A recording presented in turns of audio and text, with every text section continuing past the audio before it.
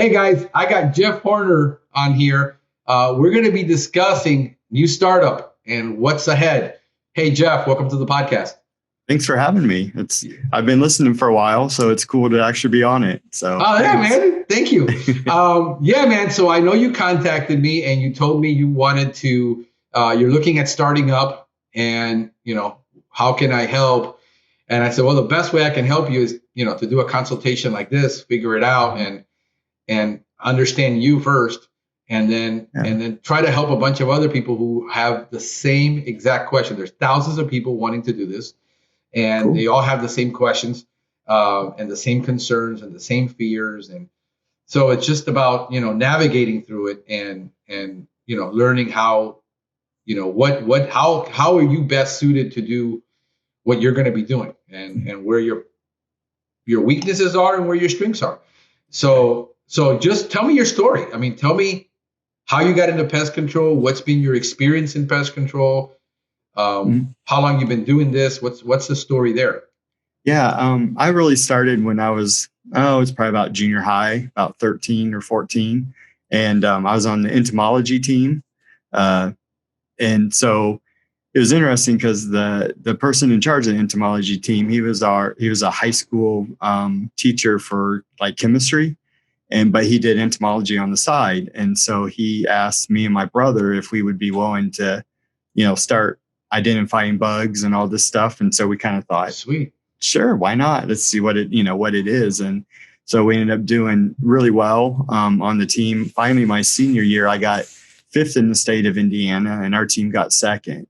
So I got really good at identifying bugs. But to me, it just stopped there. Like, I didn't think there was a business in it, or right, a job even. So I went ahead and and my other passion is golf, and so I was on the golf team and had a scholarship in college to play golf, and so that's a path I pursued.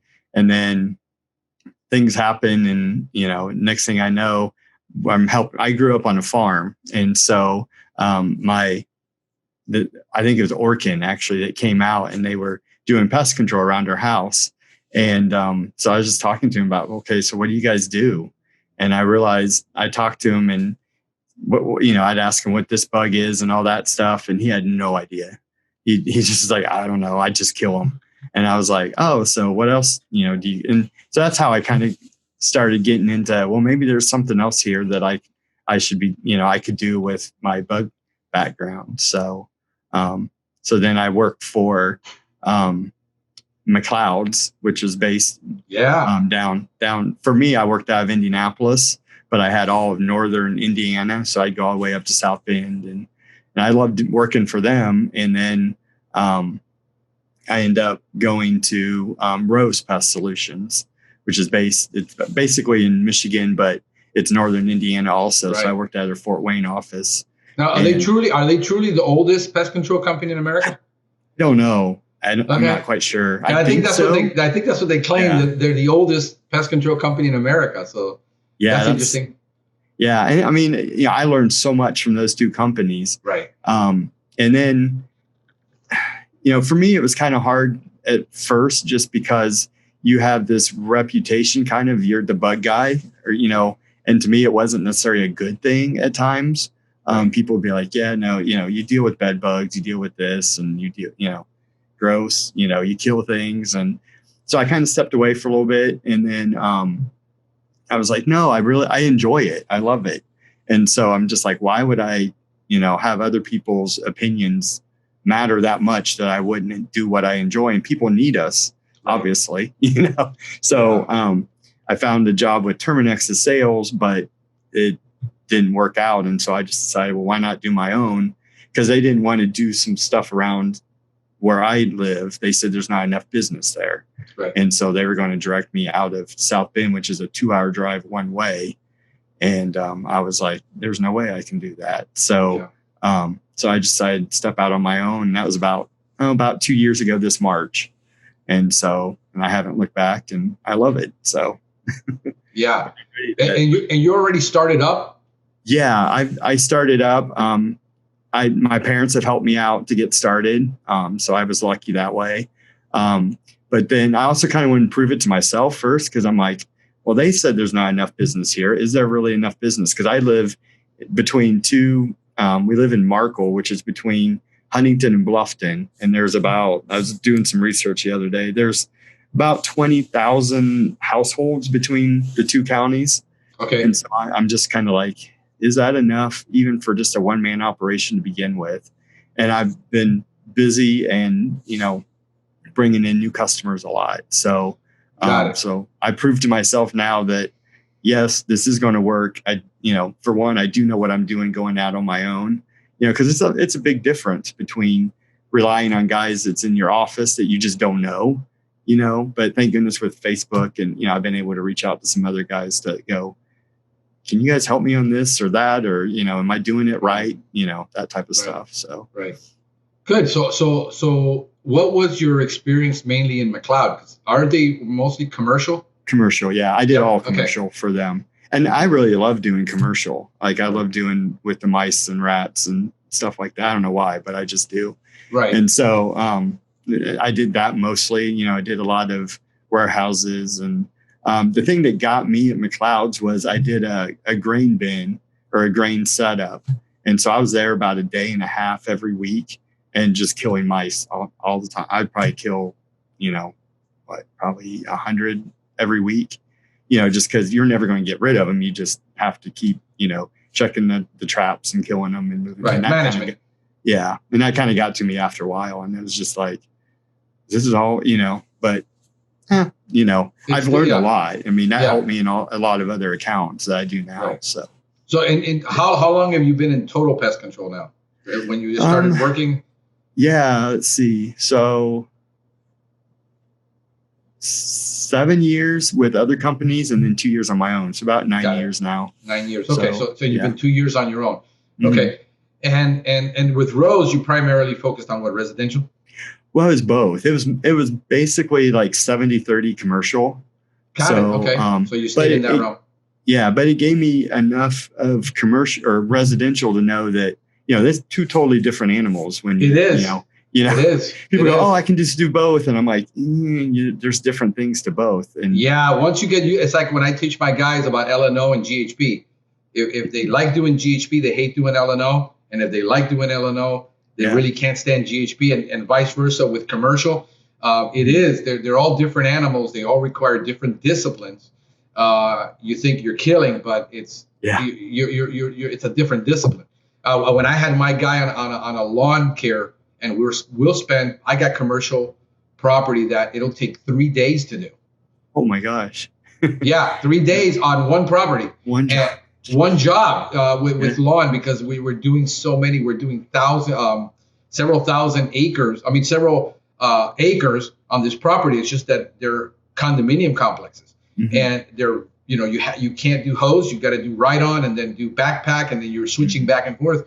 And then some of my GHP guys, I would try to help them understand L&O. And I've already been on this property an hour and a half, man. I want to get out of here. I mean, because they're used to that 15-minute, 20-minute stops. Yeah. So mentally, everything is a mental game almost. It's really not so much about what you're actually doing. It's the mental game. Like you said, man, I'm tired of doing this rodent thing for all day long, and is this all there is to life? This mice killing, and it gets to you sometimes, and it depends on how you're wired. This is why this is so, like, trying to do consulting is not a cookie cutter thing, where it's really a personal thing and how that person is wired. You mentioned about your demographics. Germanex didn't think that there's enough there because they're thinking on a different scale. Right. They're thinking, I need to get maximum revenue, and we got to get it to this, or else it isn't worth it for us. For you, depending on your income needs, it may be totally worth it, and you're totally happy. Yeah. So again, there's no wrong and right unless you really screw it up. Right. but for the most part, it's really going to depend on you. Like you've been doing for 2 years. So what's been your experience like from your startup to now, 2 years later? How many customers do you have right now as a customer base? I have about 60 quarterly customers right now. Okay. So, I mean, I haven't really pushed real hard. Like I've done some, and it's more by word of mouth. I fell for some gimmicks at the beginning, where they're like, and it was expensive. It was like $3,000 to put these ads on shopping carts and Kroger's. And this was before COVID. Yeah. And so I was like, okay, people are sitting there staring at whatever with the shopping cart. I got one call. And the advertising industry, the traditional advertising industry, is dead. They just don't know that you don't know that. Right. I know now. Yeah. And that's the biggest sham that there is, that, you're wanting to put, I got guys trying to sell me, bus benches. Oh. The problem is everybody at a light, the moment they get to that light, their face is buried in the phone. That's true. Yeah. Nobody's looking around saying, oh, gee, I just needed a chiropractor this weekend. Yeah. If I need a chiropractor, I go to Nextdoor, I go to Google, I go to Facebook. I don't even bother asking my neighbors anymore. Like, who do you use? I look at reviews and I say, if this guy's got 600 reviews, that's what I'm going to go with. Okay. Yeah, I was going to bring or talk to you more about that too. Like, who should I really, So, and with the 60 something customers you've acquired in 2 years, is it covering your expenses and your bills where you live? Yeah. It is. Okay, so you don't need that much. See, I couldn't do anything with 60 customers. I starved to death here in Miami. To me, unless I get to 150 customers minimum, 200 customers, there's no way I could live. So with 60 quarterly customers, what's a quarterly service going for, by the way, where you're at in your area? 100. 100 quarterly, okay. Yeah, now the 60 customers, that's the quarterly ones. I have a lot of one-time customers so far. Yeah, last summer was, oh my gosh, I did a ton of bee work. Bees are just horrible last year, more than usual. I heard about that. I was talking to Critter McCool about that, and there has to be something with the weather going on. But he told me the same thing. It was crazy. And actually, I was talking to him about it too on one of our Facebook groups we have. I was like, "What is going on?" And he goes, "We don't know. It was just the right temperature at the right time, and all that." So it's like, and it never ends. Yeah, here I haven't had too much. We've been going crazy with rodent work. Where I used to get 1 to 2 maybe rodent calls a week. We're not notorious for doing rodents. I'm getting anywhere between 3 to 5 calls a day. Oh wow! And because we're such a densely populated city, we got 1.8 million people in one county. I've got within a mile radius of me 50,000 homes. Oh my goodness! See, that would be So we're so dense, and so when all the restaurants closed down, and Bobby Corrigan was talking about this, they all moved out. They closed for 2 to 3 months here, and these guys all moved into now the suburbs, and they ain't going back. They're going to be breeding there. So one rodent, and now we can't wait. This happened all summer. Now we gotten cold. The population is down a little bit. When summer hits, we're going to have thousands, and then people didn't realize they don't have exclusion in their home until now. So we're getting call after call. We're gearing up for that now, where we've never had to do so much rodent work. And then you have a demographic. Here's what we're going to talk about: demographics, where the average income per capita here is about 46,000. Okay.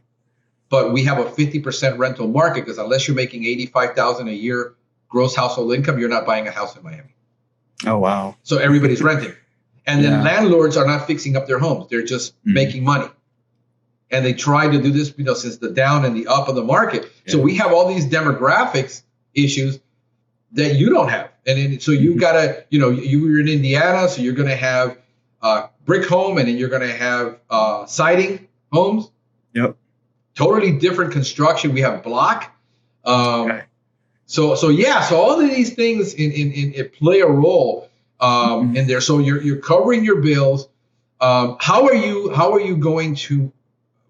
doing for marketing right now? Right now, it's just word of mouth. I've got my truck. I've got like a magnetic sign I had made to put on both sides. I'm now realizing it's not necessary. It's great, but I need something on the back of it. I don't have anything on the back, and that's where most people see it. So now I'm fixing up my truck to make sure that it looks nice, and then I'll get the same guy to put something back there for me. So And then I have some yard signs, and I do a little bit on Facebook. Not a whole lot. I probably should do a lot more on Facebook and Google, but I just haven't. So I would, if you've got, and we'll talk a lot about the marketing part, because this is where everybody gets hammered. Like these guys are preying, all these marketing companies. I don't care if it's Yelp, I don't care if it's Nextdoor, I don't care who it is. They're all preying on you because you don't have experience in marketing. Right. You might have experience in sales, but no experience in marketing. And they're preying on you that you don't. They're your ignorance and your desperation to get new clients. That they're going to target you really heavily. They're not good. When they call me on the phone, I says, "Oh, you have to talk to our marketing director." Click. Because they realize they're never going to get anywhere. They're not. They already know we got it figured out, and that we're not. And even if you don't have it figured out, that's a great tactic. You just say, "Yeah, we have an in-house marketing team that handles all that." That's a good way to say it. And then that way you get rid of all these guys that are really never going to offer you any real solution. And we're going to talk about some of the tactics that you can implement there. Okay. But so you're basically doing word of mouth, which is great. If you're doing word of mouth, okay, I would be contacting my customers on a regular basis. Text, email, set up a system to where you automate that process of communication with your existing clients. How much is too much? I mean, like if I did it once a month, is that too much? I would do once a month. Any more than that, they're gonna, unless you have something interesting to really tell them.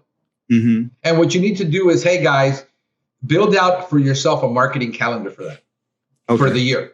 In other words, if you realize you're going to start getting certain pests at certain times of the year, make a list of all the pests when they start, and start doing the month before they get hit with the problem. You see, so now you're in educating your client. Hey, listen, box elder beetles are usually between May and June. You're going to start seeing these problems. This is normal. Our pest control service is handling. I just want to let you know. But if they do manage to get into your house, feel free to give me a call. By the way, make sure you also recommend me and tell your neighbors about this. Okay, gotcha. You see, so you're educating them first. You're not spammy. You're educating them, but then you're asking for something in return for that free advice. Gotcha. Okay. Rodent season is coming. Make sure you prepare for this. We're going to thaw out, and this time of year, this is what's going to be happening. Make sure that you prepare for this. They'll be sharing that with their friends. They'll be sharing that. You need to make something that's shareable that they're not going to feel embarrassed about. Okay. And that they're going to actually, and you need to just get creative. You need to know your pest in your area and start doing, and then maybe a text. You do a combination of text and email, because everybody doesn't look at their email all the time, especially if they're older. But older people are on a cell phone now, and they all have text. Right. So you might write a blog. You might write a page on your website. Do you have a website? Yes, I do. Write a page. It's done through Wix, so I can do a. And what you do is you write that same as a little blog, and then you send them a link to it on their text, so they don't have to read all that on their phone. By the way, little short. Understand, people are in high-speed mode, no matter where they live now anymore. Everybody's on hyper mode, and so you just send them a little blurb, a Twitter. Hey, box elder beetles are coming within the next 2 months. Here's a little article I wrote on it, so you're informed. It's very quick. Here's a link to it. Okay. And that way, but they know what it is about, and then you do that I would do this monthly, at least. Start writing about it. And understand you're not going to write for SEO, because that gets really complicated. You're writing for your customer. And there's a big difference writing for SEO to gain customers. You could, if you're a good writer and you understand on-page SEO, and then you understand, setting up your silos and setting up things for your website for your blog. But if you don't, you're writing for your customer at this point. Okay. That's where I'll start. So yeah. So if that's your target right now, my idea is start where you are. Okay. These are easy fixes that you can get some quick wins. So if you got 60, and let's say maybe you can get a 10% return. That's another 6. Yeah. And you're automating this. So you're putting these, you can use like MailChimp. And Okay. you can MailChimp, you can automate all these throughout the year. You can set them up and say, this one's going to release in June. This one's going to release in April. This was, cool. and you can write it out for your entire year. Now it's automated. Okay. And there's even platforms that you can use for texting where you automate the text, but a text is really quick to send it to your base.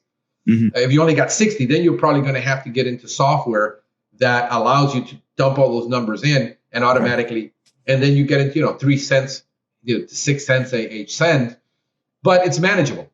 You're at a point where you're manageable. You're doing 100 a quarter.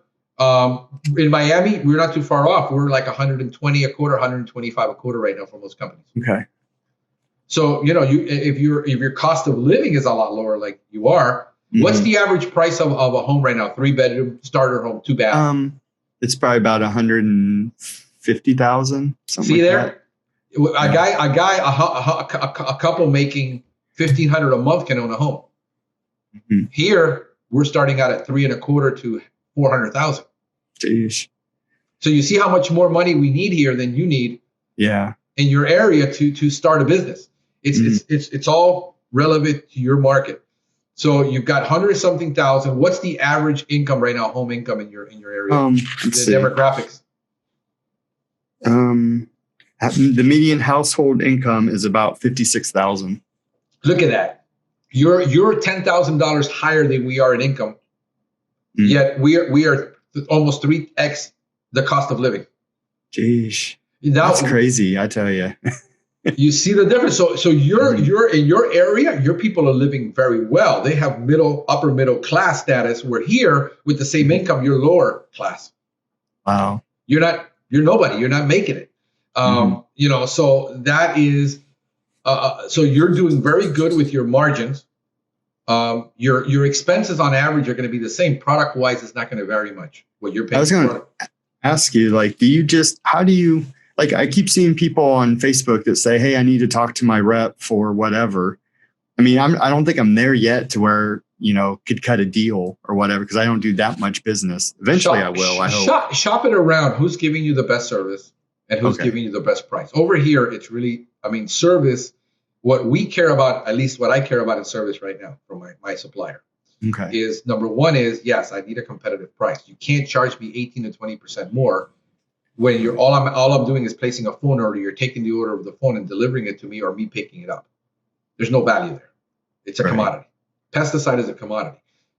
What I want from my supplier is, hey, listen, he's contacting me on a regular basis, letting me know, hey, I know you're buying these products. Right now they're on sale. You might want to stock up because you're going to save some money. Mm-hmm. Or, hey, when I need to ask you a question about the product, that you're knowledgeable. And then when there's a problem with my product, how are you handling it? Because right now I got to contact the manufacturer if there's a problem. I can't contact my rep. Mm. My distributor says, I'm a distributor, I'm a retailer, but I really don't handle that. We don't take returns on damaged product. You need to talk to the manufacturer. They need to replace it. That right there can take, during COVID, a manufacturer took over 3 weeks to get me the product. I had to just keep buying it. I mean, it was totally useless to deal with that. So again, at what level of service, I would see who's closer to you. It might be that you're easy to drive there. And it might be worth it for you because you're 8 minutes away, 20 minutes away. See, there's nobody here. I've been trying to get somebody to, Fort Wayne is our biggest city, and it's close to probably 300,000 or 400,000. Okay. Ben Williams, I don't know if you know who. I know Ben. Yeah. He's in Fort Wayne. Okay, so, got it. Okay. But there's a lot of people in Fort Wayne, and then we have to go all the way down to Indy, and that's where they all are, is down in Indy, and that's 2 hours away. Right. So it's how do you get your product now? Do my own. Okay.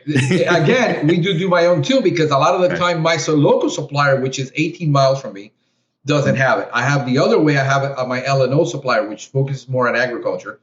And we buy all our L&O products from them because they're way cheaper and they're 18 miles the other way. Mm. So we're 30 minutes. I can be there back. My guys go get it. Mm. My other supplier, my main supplier, is actually 50 miles from me.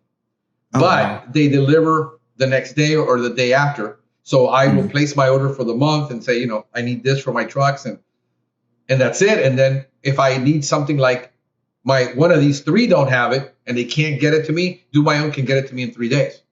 Okay. The funny part about Do My Own is when it comes to one of my other suppliers, their prices are actually lower with better service.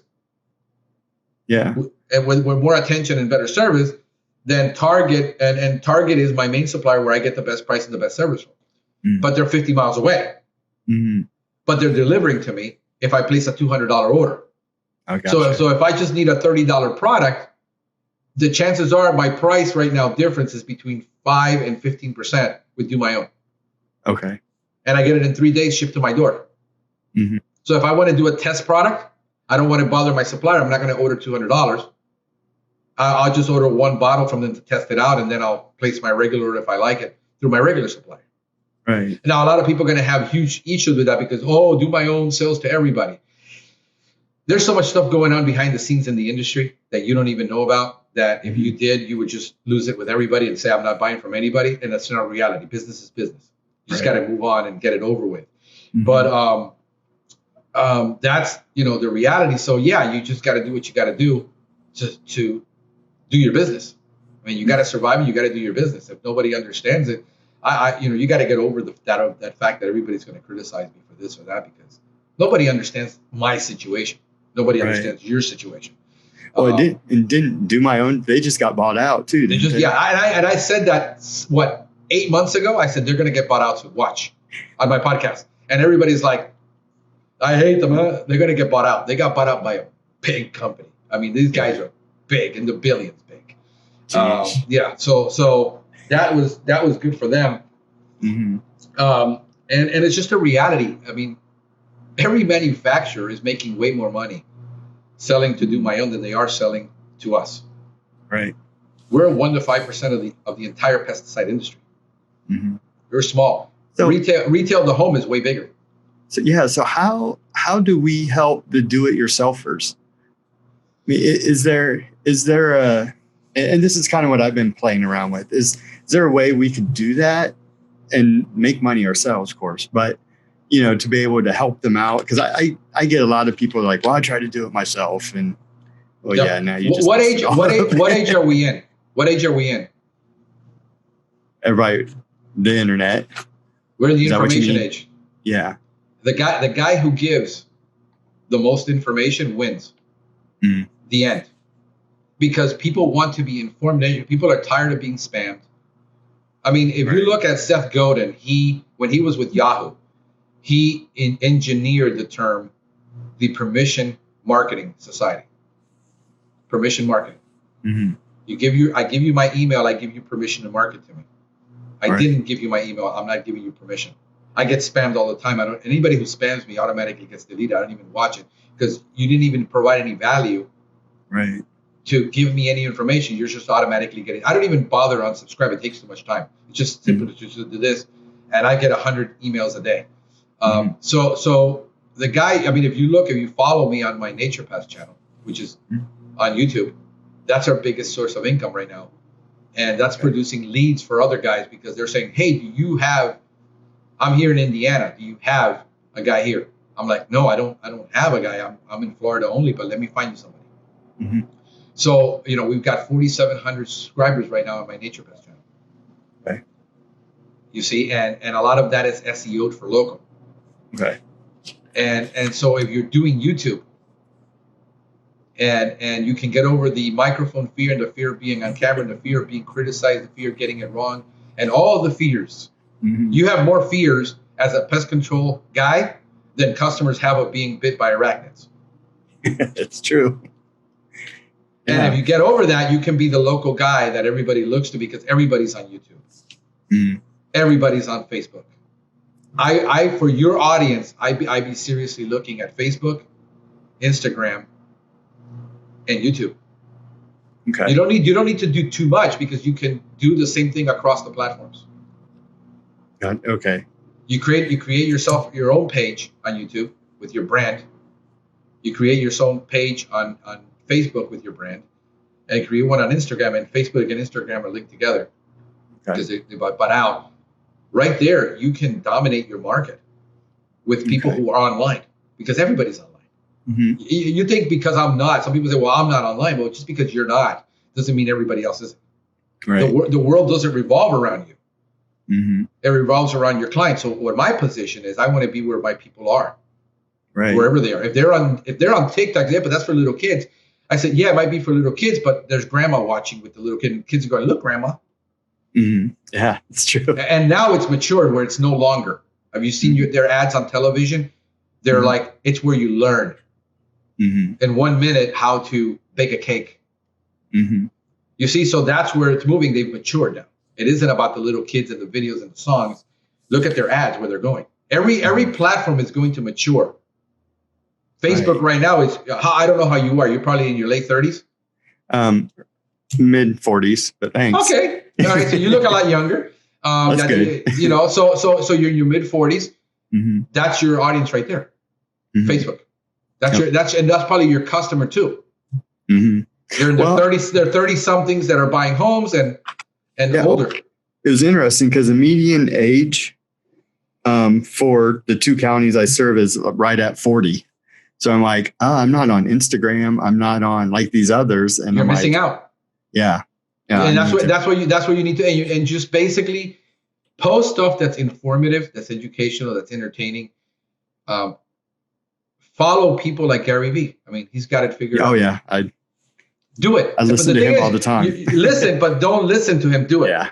Okay. There's no glory in the knowing. The glory is in the implementing. And just implement it. Just decide on one platform and get good at it. And then maybe in 6 months you do another platform. Don't try to do all three, because then you get overwhelmed. Just do one. I mean, I record right now with a phone on the street, and I don't even have a microphone. No, but you need a microphone. You don't need anything. These things are so freaking good that I can go into Premiere and within 10 seconds fix all the audio in 10 seconds. Oh wow! With Premiere, and then edit the video and upload it and do it, and I get it done within an hour. The whole thing. Is that what do you mean by Premiere? Is that a software? Yeah, Premiere is a company made by Adobe. It's Adobe, okay. Adobe Premiere, and they got a suite. We use their entire suite. We pay like $59 a month. I think they went up in price now, but like $59 a month. We get Adobe Illustrator, Adobe Photoshop, Adobe Premiere. The whole suite, Adobe Audition, audio, everything, because I've been using Adobe for 20 years because I was in radio and television, and I did all that, and I've done videos on how easy. I actually have a video on my Pest how easy it is in 15 minutes to edit a video and process it and do it. It's not that hard. So getting over this, I don't know what software and microphone, and just take your phone, and shoot yourself, and shoot the problem, and even if they're 1 minute. Hey, here's where your rodents are getting into your house. 1 minute video. Here's another one where rodents are getting into your house. Another 1 minute video. Here is how you can prevent pests from being in your home. Here's how. Here's how you solve an ant problem. These are the products we use. I tell everybody what products we use. Why? Because your customer really, if your customer has all that information available online, they don't want to do it. Right. Bottom line, if they did, they would have done it. Because they know all that information. They know about Twitter. They know about LinkedIn. They know about all the social media platforms they're on. They know how to go to a group and ask questions if they wanted to. Yeah, it's true. You're catering to that top 10% of your money makers. Look at your clientele right now. Now we looked at the demographics, right? Let's actually look at your clients. Are your clients representative of that demographic, or are they in a higher income than that demographic? A little bit higher income. See? Yeah, because they don't have the time. They don't want to mess. Wife doesn't want to mess with it. Husband is busy making money and doing what he does. You're selling your expertise and your time to people that don't want to spend the time and the expertise to learn it. If you got a guy who lives in an apartment and you're part of town where it's the low end bracket, he's going to eat up your content all day long. What is he going to do? Here's what he's going to do for you. He's going to like, he's going to comment, he's going to share. That's true. And he's going to boost you up in the ranking so that everybody else who wants to buy from you can buy from you. Okay. you're trading for eyeballs. Mm-hmm. And what you're doing with that marketing is that you become the local guy who's the local expert. Okay. Because you're going to do everything for SEO. In YouTube, there's a place to put what your location you shot that video in. Oh wow. Okay. And it's gonna geotag that video to that location. When you put that in your keywords and you put it inside the description, Mm-hmm. anybody who's in that area that pulls up anything about pest, it's going to show up just like you do on Google on the 3-pack. Oh wow. I didn't know that. That's cool. Google My Business. You need to be on Google My Business. Okay. I think I have something there, but I haven't really messed with it. Right. You need to be on Google My Business. If you're not getting Google reviews, and you need to open up a Yelp account, whether you buy any advertising on Yelp or not. Okay. And you need to get reviews there. You need Okay. to ask your customer for those reviews. All right. When you're in the house, hey, by the way, I'm finishing up your paperwork. Can you do me a favor? Can you give me a review right now? Mm-hmm. And that's how you get it. And you need to do that Okay. because reviews are going to matter so that you show up. But get somebody, if you don't know how to research it, spend some time watching Google My Business, but you need to be on Google My Business. You need to show up on those maps locally. If you don't show up on that map, because people are good, here's the way it works: ads, maps, organic search. Okay. People are lazy. They're Gotcha. either going to go for the ad if she's one of these women that has money that she doesn't care what it costs. She's going to click that ad and look at that company. Okay. If not, you're going to go down to the maps area, and then if you don't pop up with 15 reviews and 5 stars, you're irrelevant. Okay. And these are free. These are not going to cost you any money. It's going to cost you some time to learn it. All right. And I've got time. I mean, with it being winter time around here, you got 3 months now so you got all this time to do all this research. I would focus on Google My Business, open up a Yelp account. Okay. And get your customers to say, hey, can you do me a favor? Can you give me a Yelp review if you're on Yelp? The thing with Google My Business is that if a customer doesn't have a Gmail account, Mm-hmm. it's hard because then now they got to subscribe. Oh, okay. But here's what you do. If you have your customers' email accounts, you know who has a Gmail, and you target them. Okay. Because you know they can give you an instant review. All they got to do is click that link. You send them the link to your Google My Business review account. They immediately go on there. They're already logged in. Gotcha. Chances are because they're logged in on Google. Mm-hmm. They're for their profile and their tracking. They're on every phone is logged in with their account. Okay. So those are easy wins. You got to find the easy wins that are not going to take you 3 years to build up. Right. That you can start winning. So that is what I would be doing. So there you got 5 platforms now that you can be on in a different way. Post on Google My Business, just like you post on your blog. Mm-hmm. They now have blog posts on Google. Oh, really? You want to put up as many pictures as you can of problems. Okay. You want to put up a blog. If you can do one weekly, that would be great on Google, because that's not too much. Okay. So, do you get permission from the people then? Because you're at their house, and do you tell them do you mind if I? Yeah, you can ask them. Some people don't mind because a lot of the problems you're going to find, you're going to remove the EXIF data. And that's another thing you need to learn how to do is go in and remove all the EXIF data. I don't track EXIF data on my phone, so I take it off so it doesn't track where that picture was taken. Okay. There's no geotag on it. And then if I'm taking a picture of a wall, it's not going to show the address. It's not going to show the person. I'm not in their home filming. Mm-hmm. A lot of the time I do, and I film in the home, but, hey, can I shoot this? I'm going to take a picture of this. And they're like, fine, it's underneath the sink. Nobody knows who I am. It's not going to show up anywhere. People, they do have a problem being on camera. Right. But especially for our business. Yeah, they're not going to want to be on camera and say, yeah, I had bed bugs and he solved it for me. You're not going to get that testimonial because there's a stigma. Nobody's going to say, yeah, I had roaches and he solved it. That's where we have a struggle. So we have to get creative with the marketing to solve a lot of these problems, because people are not going to volunteer to be on camera for us and give us a testimony. You may get a video testimonial. Oh, he's been my pest control guy for the last 5 years and he's been wonderful and awesome. Mm-hmm. They're just not going to talk about the issue. Right. So you got to be, can you do that? Can you take a video for me and say, you've been my customer for 3 months and put it up on your YouTube channel? Mm-hmm. Do they want their face plastered? Maybe they're a doctor. Maybe they're, Secret Service agent. They don't want to be on camera for a certain reason. Things like that. Like cops, they don't want their addresses revealed because they take them off the local databases. Mm-hmm. They remove them, so people can't find who they are. They're not going to be socially active. So things like that. I mean, those are. So you've got, we got the demographics. We've got a little bit of your prospect. Let me ask you a question. Mm-hmm. And I think I know the answer, but I'm going to ask you anyway. Okay. How good are you at selling? Okay. I mean, I've had a lot of experience with it, doing different industries and stuff. Okay. But yeah. Now, what are you most comfortable with, an inbound lead, or how good are you at going out and prospecting for clients? Probably inbound lead, but I'm going to be working really hard at doing the, going out and drumming up business. Right. How comfortable are you at door knocking? I was just going to talk to you about that. Okay. Because really what I was looking at, and again, this is just residential, because I was wanting to talk to you about, commercial also.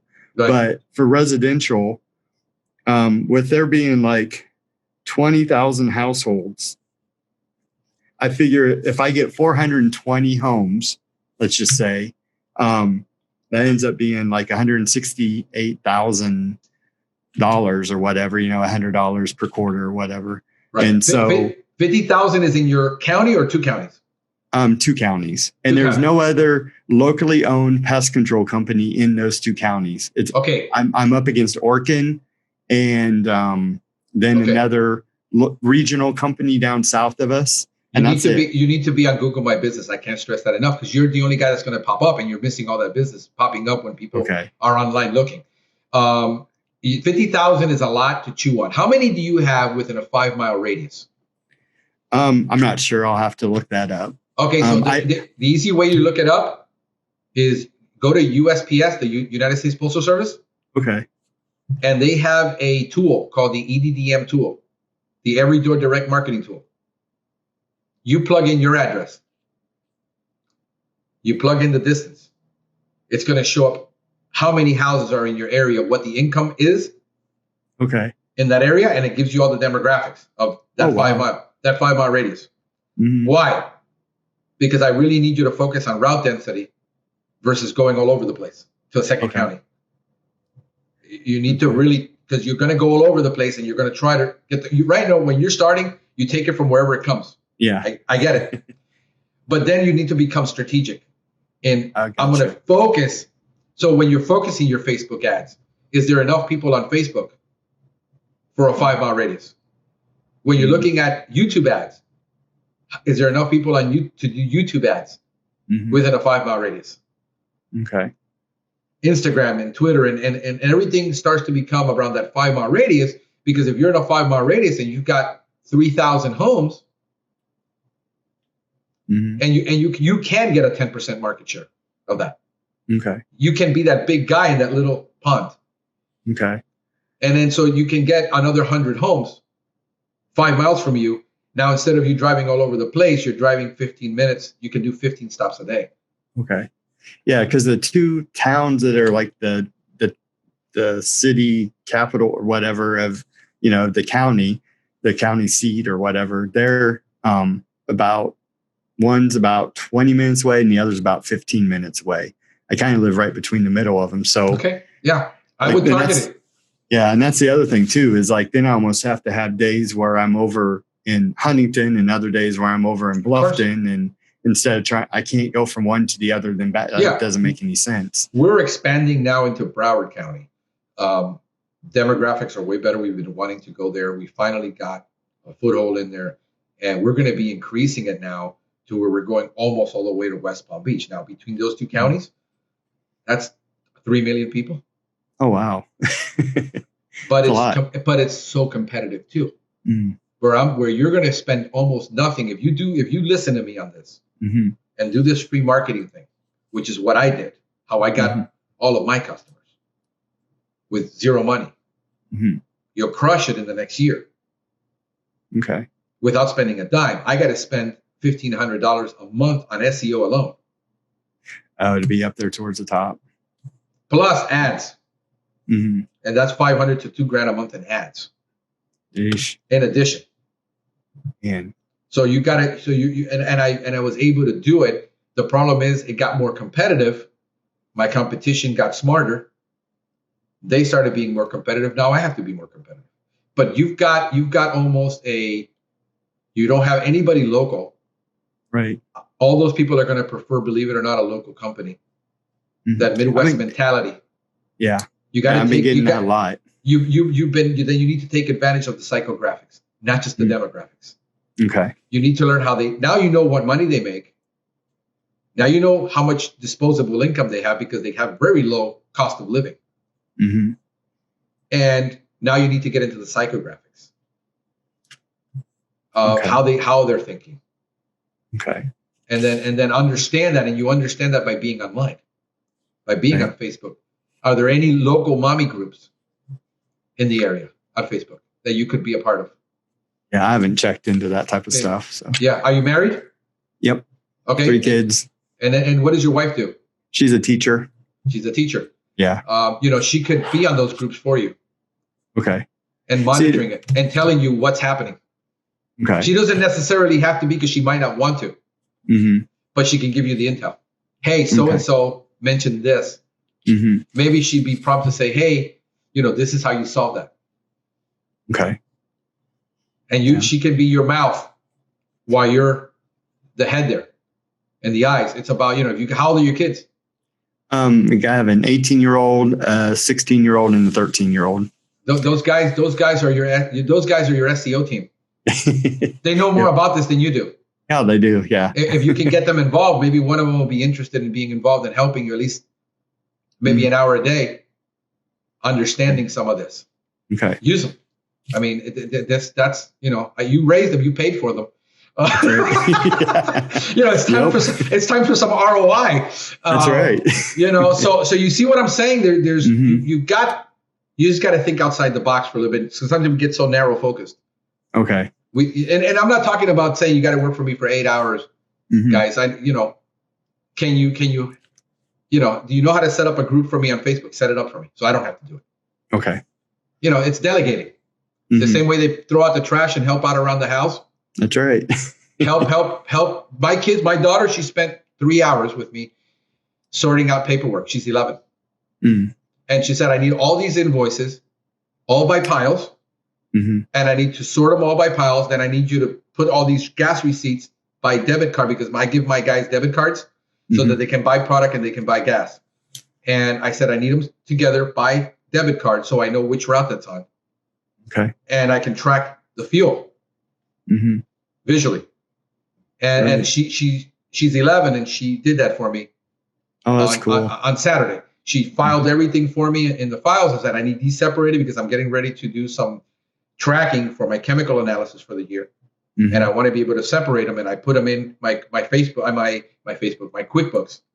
I put it in chemical by category that I use for, this is for LNO, this is for GHP. Okay. This is fertilizer. So I track my income because I also tracking that in pest routes. I'm tracking what I'm selling. So am I selling palm trees? What am I selling more of? Okay. And then I can keep track of all this. This is going to come vital for you later. But she did all that. She's 11. Oh, that's cool. And that's the beauty of having it too. So I know where she's strong and I can get she loves it because she loves being that busy and doing that kind of stuff. Oh, that's cool. So again, use your kids. So but let's get into that door knocking thing. Are you comfortable with it? Yeah. Okay. Because a lot of people aren't, and that's okay. Yeah. I mean, because I believe in the company and I believe in what I'm doing. So, if they have a problem with it, then I just won't go there. Like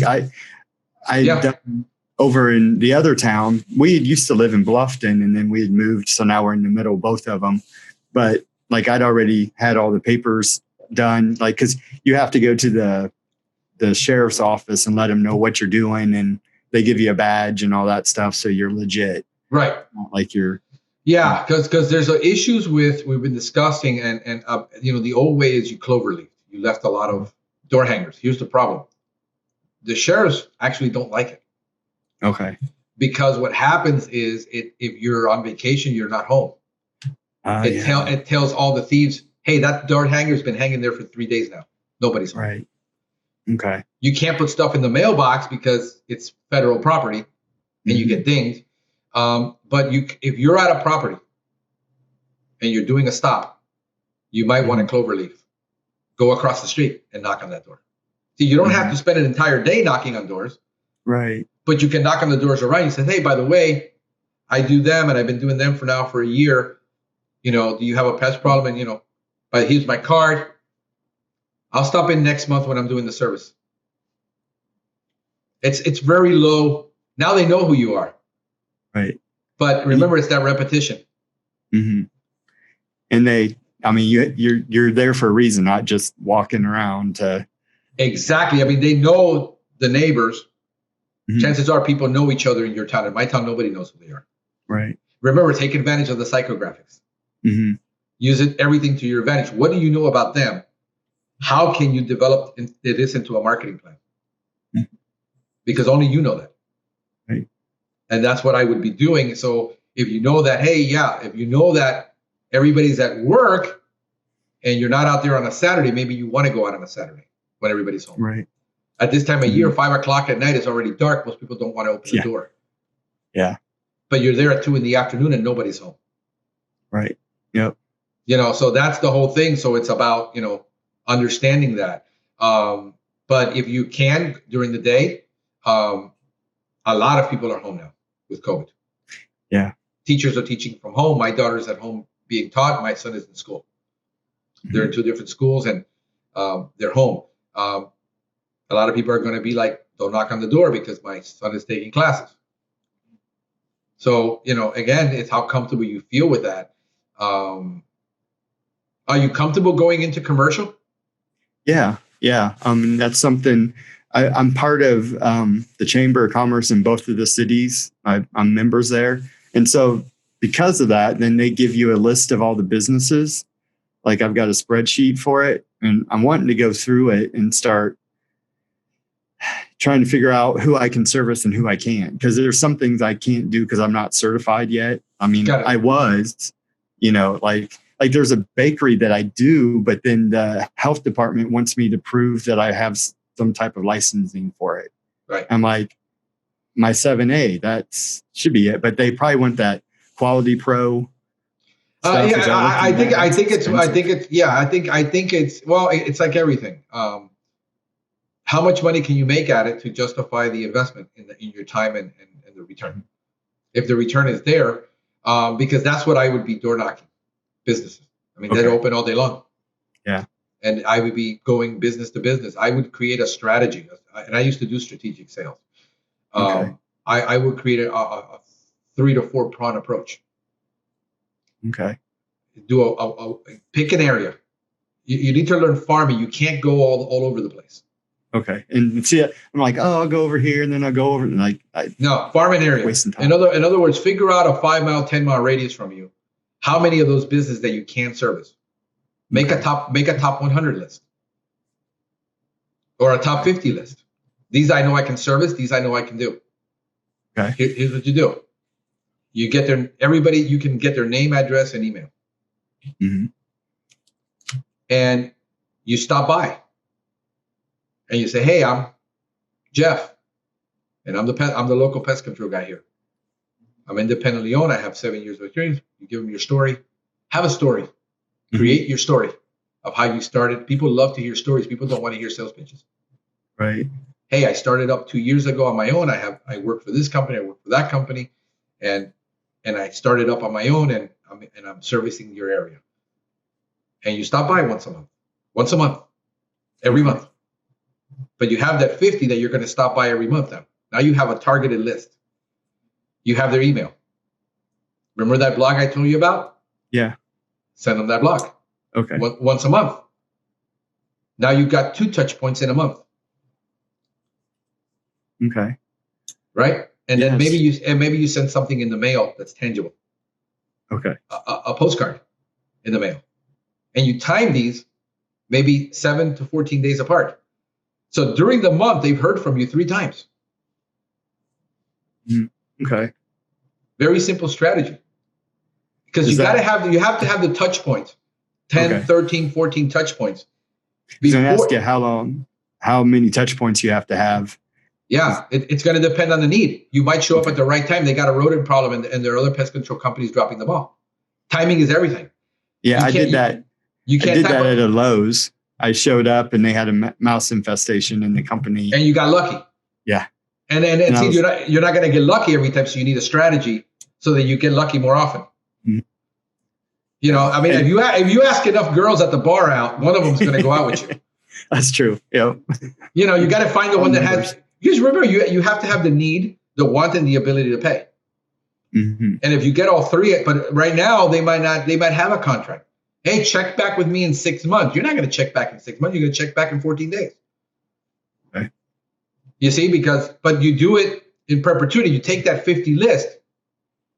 If you can get 20, 30% within the next year for doing something that you're already in the area, you've plotted out your days. You got the time, right? You know, that's how I would do it. A 3-pronged approach. You stop by, and you drop them off some monitors, and say, "Hey, I'm here in the area, man. I'm dropping off some monitors for you, just in case you think you don't have a bug problem. Why don't we just put these out for free? And then why don't I come back in 30 days and check up on these for you and see how your pest control is doing?" Oh, that's good. You see? That. And now they're like, "I don't have problems." Oh, yeah, you do. Look how many American roaches I trapped. Yeah. But now you have an excuse to come back. Mm-hmm. That's true. You know, you might drop something else off for him the next time. Mm-hmm. Okay. You know, I like that. That's good. You see, so you just got to get creative of how you go back, and you have an excuse to come back. That's why I said the blog is always an excuse. I'm letting you know, this is happening. You got BMI conferences in your area? The local network groups? I started with it, and then, I don't know, something happened with the group, but I stayed with the group. So in one city, I'm part of, it used to be a BNI group. Now they call themselves something else, but I'm still part of it. So. Got it. Yep. So stick with that. So you're focusing mainly then on general residential pest control. For right now, yeah. I mean, I just got my license to do home inspections because nobody in this area again would do it. They'd have to call someone that would come. So you're a licensed home inspector.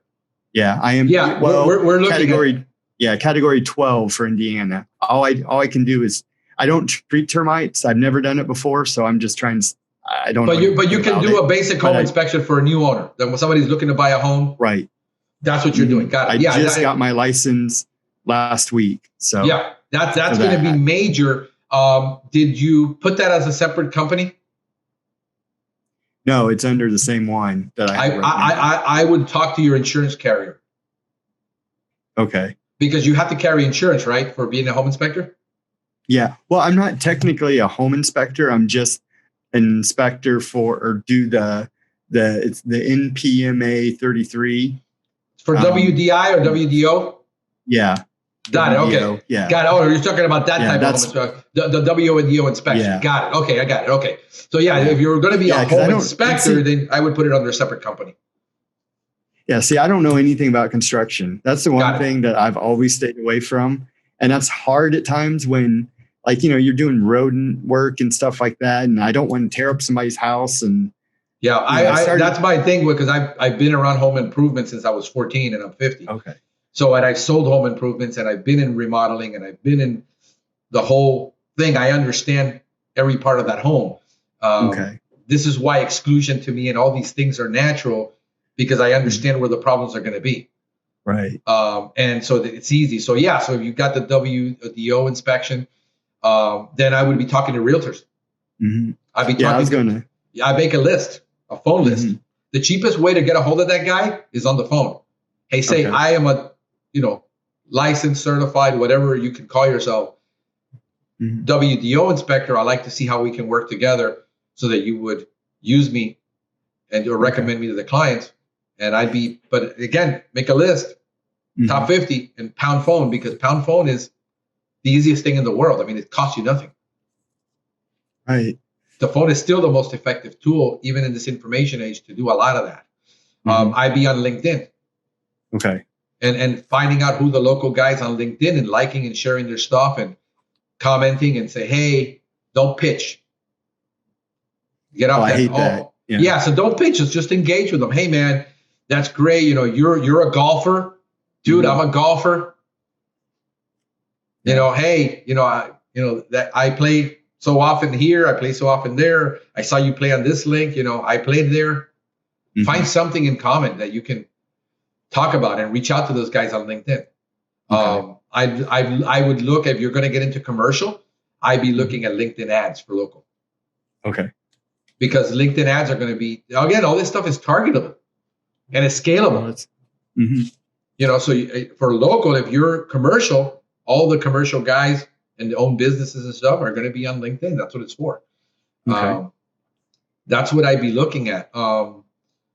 So it looks like you've got a lot, man. What else? What else did you have questions on? Okay, so I was looking at memberships at the NPMA, and is that something that, I don't know, it's expensive. Have you heard my beef on it lately? No, I haven't. I'm sorry, I must have missed that one. Yeah. So I signed up for the course, the expo that was online. And I had my MPMA membership. I didn't realize it expired. Okay. I got an email. I get a million emails. A lot of it goes to spam. It's like I get spammed. My email folder is just inundated.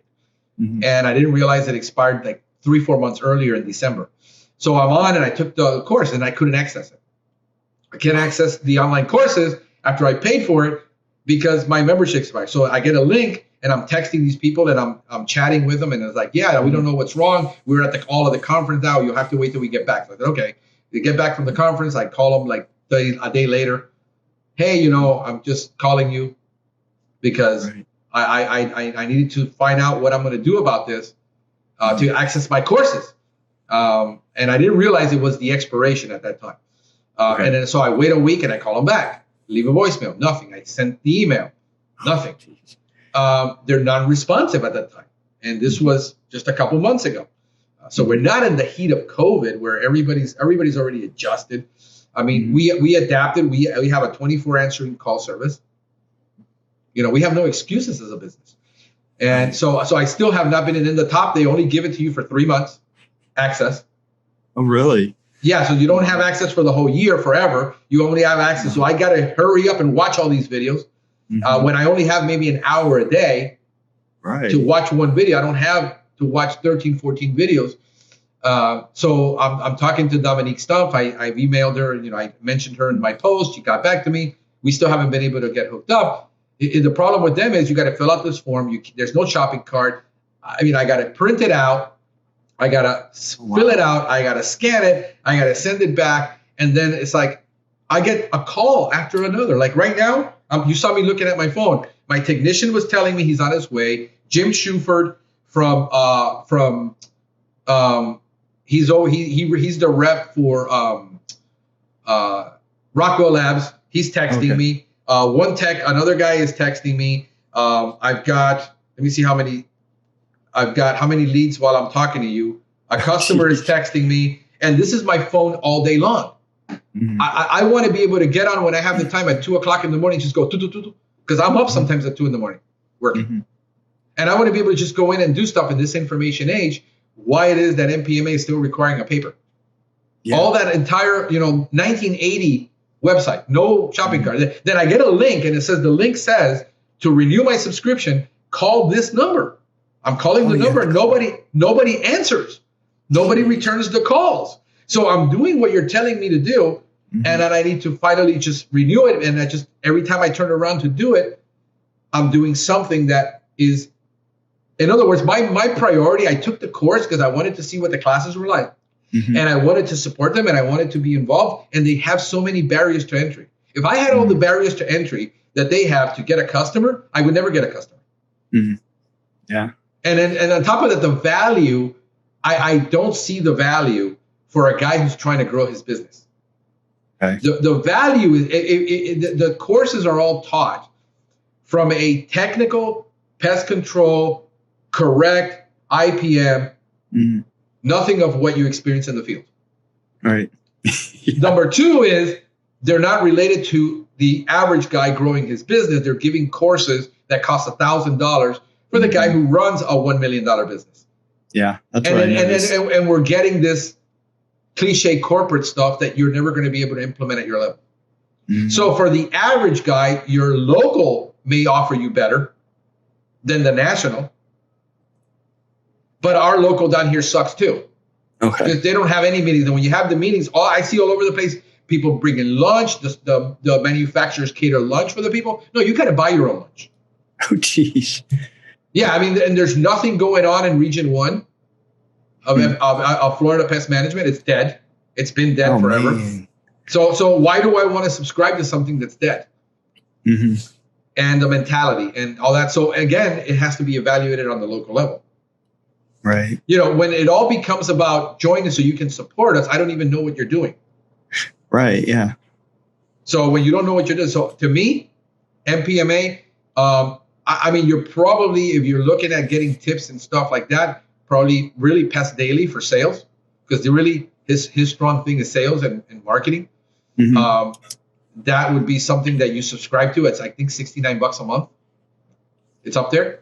Yeah. You know, for a guy like you who's not bringing in a ton of income, you know, can you implement? I mean, with what I told you, if you actually take it and you implement it, there's no reason why you can't double in a year.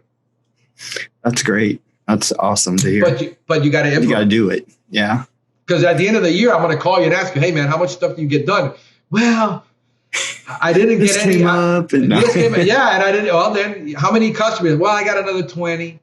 Yeah. You know, but if you're comfortable, if you're, and it's going to depend really on you. How big do you want to get? Mm-hmm. And is getting 120 clients going to give you the lifestyle you want and be okay and invest and save for the future and do what you want to do? And if that, you know, floats your boat, great. Mm-hmm. With me, I could never do it here. Mm-hmm. We have to grow or we're going to die. Because I can't be in the field for 8-10 hours a day, take all the phone calls. Like my guy's like, bro, I couldn't do what you do. I'm with my tech and I'm training him and I'm doing ride-alongs and my phone is going off every 5 minutes and I have to stop. Now, that's where I'm struggling with right now is and I've done everything on paper up to this point. So now I'm switching over, you know, you got me going on Gorilla Desk. I would go to Gorilla Desk, yeah. Yeah. So now what I'm doing this winter is I'm transferring all that information over.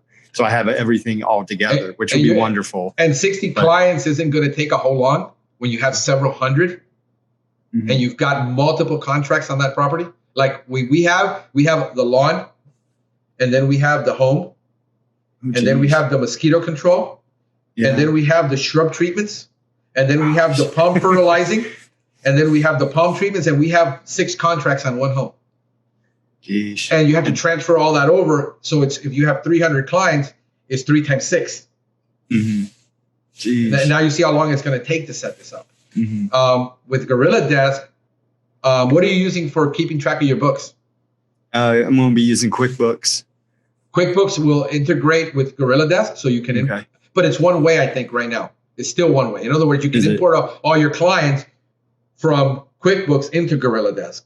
Okay. But it isn't vice versa. Okay, because I've been using Square. So just because they have the easy little Square, and a lot of people pay that. But you can't keep track of your chemical. You can't do scheduling. You can't do all the things you can do for $49 a month, even at the $99 level for Gorilla Desk.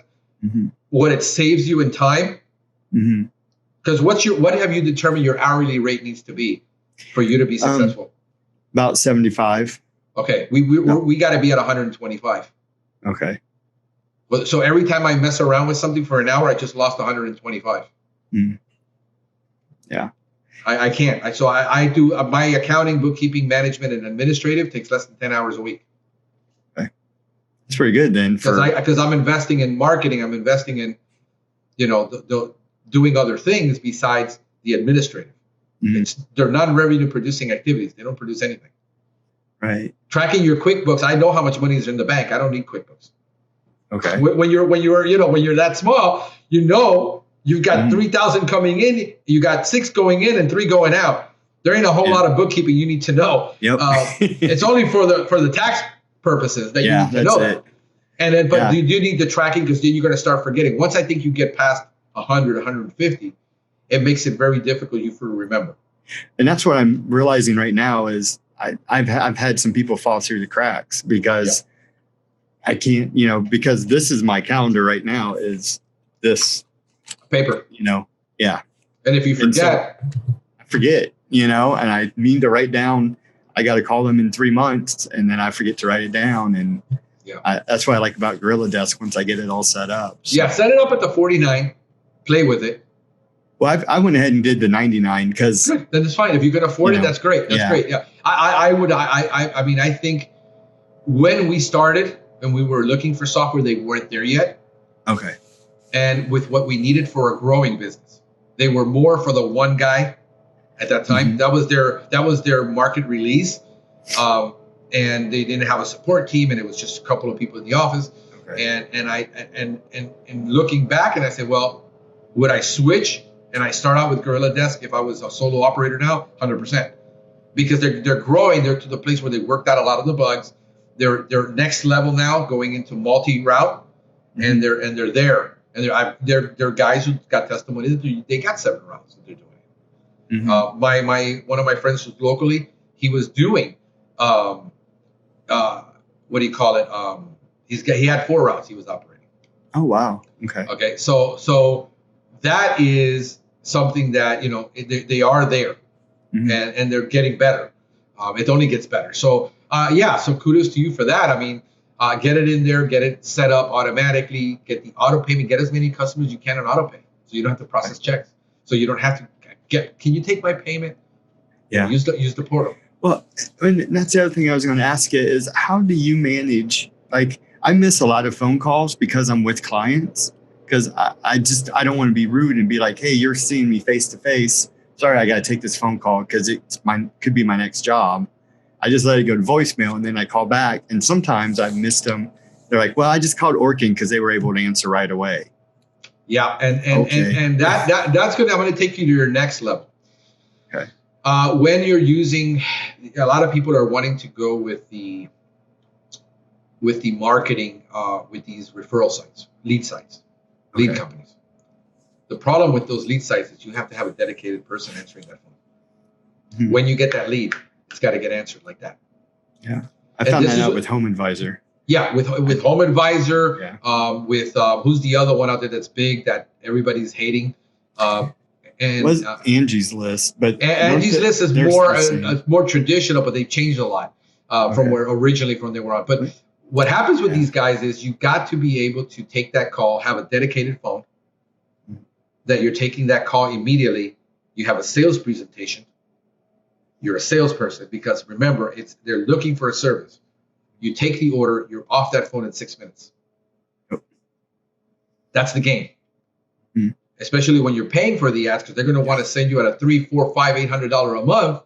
They're going to produce leads. And then what you got to understand is unless you're a salesman, and you know how to close business on the phone, you can't say, well, I want to go next week and do the inspection for you. Let's close the deal right now. If it's general household pest, close the deal, have a contract. I'm going to send it to you. Here is you go into Gorilla Desk, set it up, send it to them, call them back. Because you got to respond immediately to those calls. Yeah. I missed a lot on that on Home Advisor. And but I was the only one in this area that they would use, but they would still send it to other companies, and other companies that had people like that were dedicated would beat me to it. So I ended up just, I'm wasting money. That's the reality of it. Unless you can play the game, you can't, you got to pay to play. And unless you can, and then you got to outbid the other guys. If you have competition on that market, you have to outbid them in order to get more of the calls. Sometimes they'll split the leads 3 ways. In other words, they'll send the lead through all 3 companies. And then you got to be the first guy that calls back. Yeah. Because remember, that client is expecting instant. When you go online, they're expecting instant. When the phone rings, people over here, here's the advantage of the psychographics. This is why I mean about understanding this. Nobody expects anybody to answer the phone and return a call.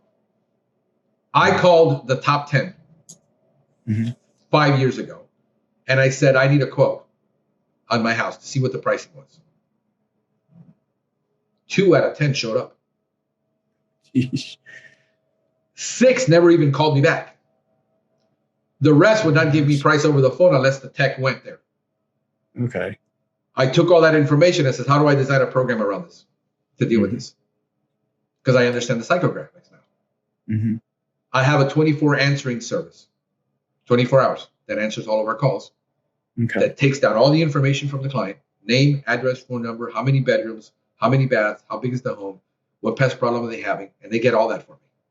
And I get a text and an email the moment that call comes through. Oh, cool. This is why I'm on the phone all the time. You see? So now I know that they're going to wait for us. The reason they're going to wait for us is because we are in a niche. When people are calling us, they're calling because they want an eco-friendly company. They haven't found another one. They're looking for us specifically because of my marketing, because of my YouTube. I saw your YouTube channel. This is 9 out of 10. I saw your YouTube video and I decided to call you. They're wanting me. That's what you need to do for you to overcome all those obstacles. Okay. Because now they're calling you because they saw you. Okay. Not because they are lazy and they want an instant response, because you understand the psychographic of why they're going there to that site. They're expecting an instant quote. What they end up is 3 calls and they get spammed by 3 companies. Yeah. Yeah, I was the last third a couple times. They're like, I already called somebody. Forget it. And because they're lazy and they're in a hurry. Those are the people. Do you want? Then the question becomes, here's the downside. Do you want that person as a customer? Right. When he has a problem and he calls you and he's not going to wait 5 minutes before he's going to drop you because he's always in a hurry. He doesn't have time to wait for your call back while you're with the customer. Right. And so you're better off not having them because of your. And then the other question you got to ask yourself, is it really rude to take a call when I'm with a client and say, can you give me 1 quick second? Let me answer this and I'll get right back to you. Listen, I'm with a client. Can I just call you right back in like 10 minutes? Oh, no, I need an answer now. I'm so sorry. I can't do that right now. You see what I'm saying? And now you realize you sized up that customer, that prospect. He's not for you because he's never going to wait for you. And a lot of times those people want the cheapest thing too. A lot of the time. But you don't know that until you get into the conversation. Yeah. You see? Right. Yeah. So that's what I am. Those are the things that I look at and I said, what is, all of these, understanding all these things. Who's my customer? Really knowing who your customer is. Right. You see that who are they? They make this much money. They have this lifestyle. They own this type of home. They are, this type of personality, even where this is what you want right now because this is what you can handle right now. Right. Later on, when you have a person handling the phone, you might want to get that other level customer. Just not right now. Okay. Because you're going to get a bad rep. I called him 3 times. He never answered his phone and you get that review online. Yeah. Do you answer calls on the Saturdays? What's your hours like right now? I'm pretty much anything, but I try not to do anything on Sunday, but all the other times I'm open whenever. Got it. Yeah. So you need to set those boundaries too online. When you do your Google My Business, I answer my phone. Phone calls are from 8 a.m. till 6 o'clock at night or 7. I don't answer a call past 5 o'clock. I don't. I answered one at 11 o'clock at night one time. I don't know why. It was for a bat call. Yeah. And I went down there for the bat and the bat wasn't there. So I gave up on that type of stuff. So yeah. So I don't answer my phone on the weekends. I'm done with it. I'm just, because I got 2 children. I got a life. And you do it when you have to, but then when you choose not to anymore, it's okay. Then it was the guilt trip I had with myself. I'm missing out on these calls. I'm missing out. Guess what I found out? If I call them back the next morning, they're still there. Mm-hmm. And if they weren't and they were in emergency, I needed you now. Well, I wasn't going to drive out at 8:00 at night anyway, so I didn't lose anything. Right. It's about knowing. It's about knowing who that customer is. Let me ask you this, Mm-hmm. and I want you to articulate it, but I want to know if you have it in writing. What is your USP? I don't know what that is. What is your unique selling proposition for your client? What are you offering that nobody else is offering in your area, that nobody's doing? What are you offering? I don't know. I'll have to come up with something. I never thought. I mean, I don't know. Okay. I guess. And that's okay. It's okay that you don't know, but you need to know now. Okay. Because you need to turn your business into a story that people can relate to, that they're going to call you because you represent who they are. Okay. I mean, for me right now, it's that I'm locally owned, and that, what I say is what's going to happen, because I can't have a bad reputation. Whereas you get these other companies and they don't really care. I mean, that is just a number. That is a unique selling proposition. Mm-hmm. You need to write that down in a form that it becomes part of your presentation to your client. Okay. When we're on the phone, when I ask my client, the first question, I've got a roach problem, I got this and that, and I just, tell me about your problem. Tell me what you're having. Mm-hmm. And they'll start telling me the problem and what they've been going through, and they tell me the whole story. I let them. Why? Because I'm going to know if there's another pest control company been messing, what they're doing, what they've done, if they've been putting out foggers, if they're doing this, if they made the problem worse. I do a consultative selling. Tell me about the problem. Tell me what you've done to solve it. Now I know that they've been trying for 6 months to a year to solve that problem, and it's really bad. Yeah. And I let them tell me. And I say, well, do you know anything about us? He says, no, I just saw your YouTube, or I saw you online and I got your number. Have you been to our website?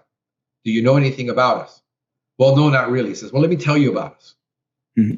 And then I tell them our story of what we do, how we're an IPM company, how we use our process the same way they would in a hospital, how we do this in a facility. We bring that same level to your home. There's a presentation. Okay. That I put in there about us. I create value. First, I listen to them. Mm-hmm. Then I told them about why our unique service is different than everybody else's that they've dealt with. I asked them, have they seen our video? I says, what I've done here, I'm going to send you a link to the video for your specific problem, how we solve it. Okay. And nobody's going to solve it this way. And this is why they can't solve it. This is why you're having such a hard time. Okay. By this point, they've already given up. They're not going to do it. Then after I've done my presentation, I quote them the price right over the phone. Okay. And I said, this is going to be the price to do this. Here's how many services you get. Here's why you get so many services. And here's why we have to do it that way. Does this make sense? Yes. When do you want to schedule it? Okay. I need to talk to my husband. Excellent. I've got your name. I've got your phone number. I'm going to put this quote in writing for you. I'm going to send you that link to that video I promised. Mm-hmm. I know they're hot because 30 seconds later, they didn't receive the link because I'm still putting the data into the system. Hey, where's that link to that video? Here it is. Yeah. And here's the quote is on its way. You should have it now. And I send it via text and email. Okay. And then my system is automatically set up right now to do a follow-up text in 24 hours. Oh, cool. It's going to send them a text and say, hey, we spoke yesterday. I sent you the video. It's automatic. I don't even have to do anything.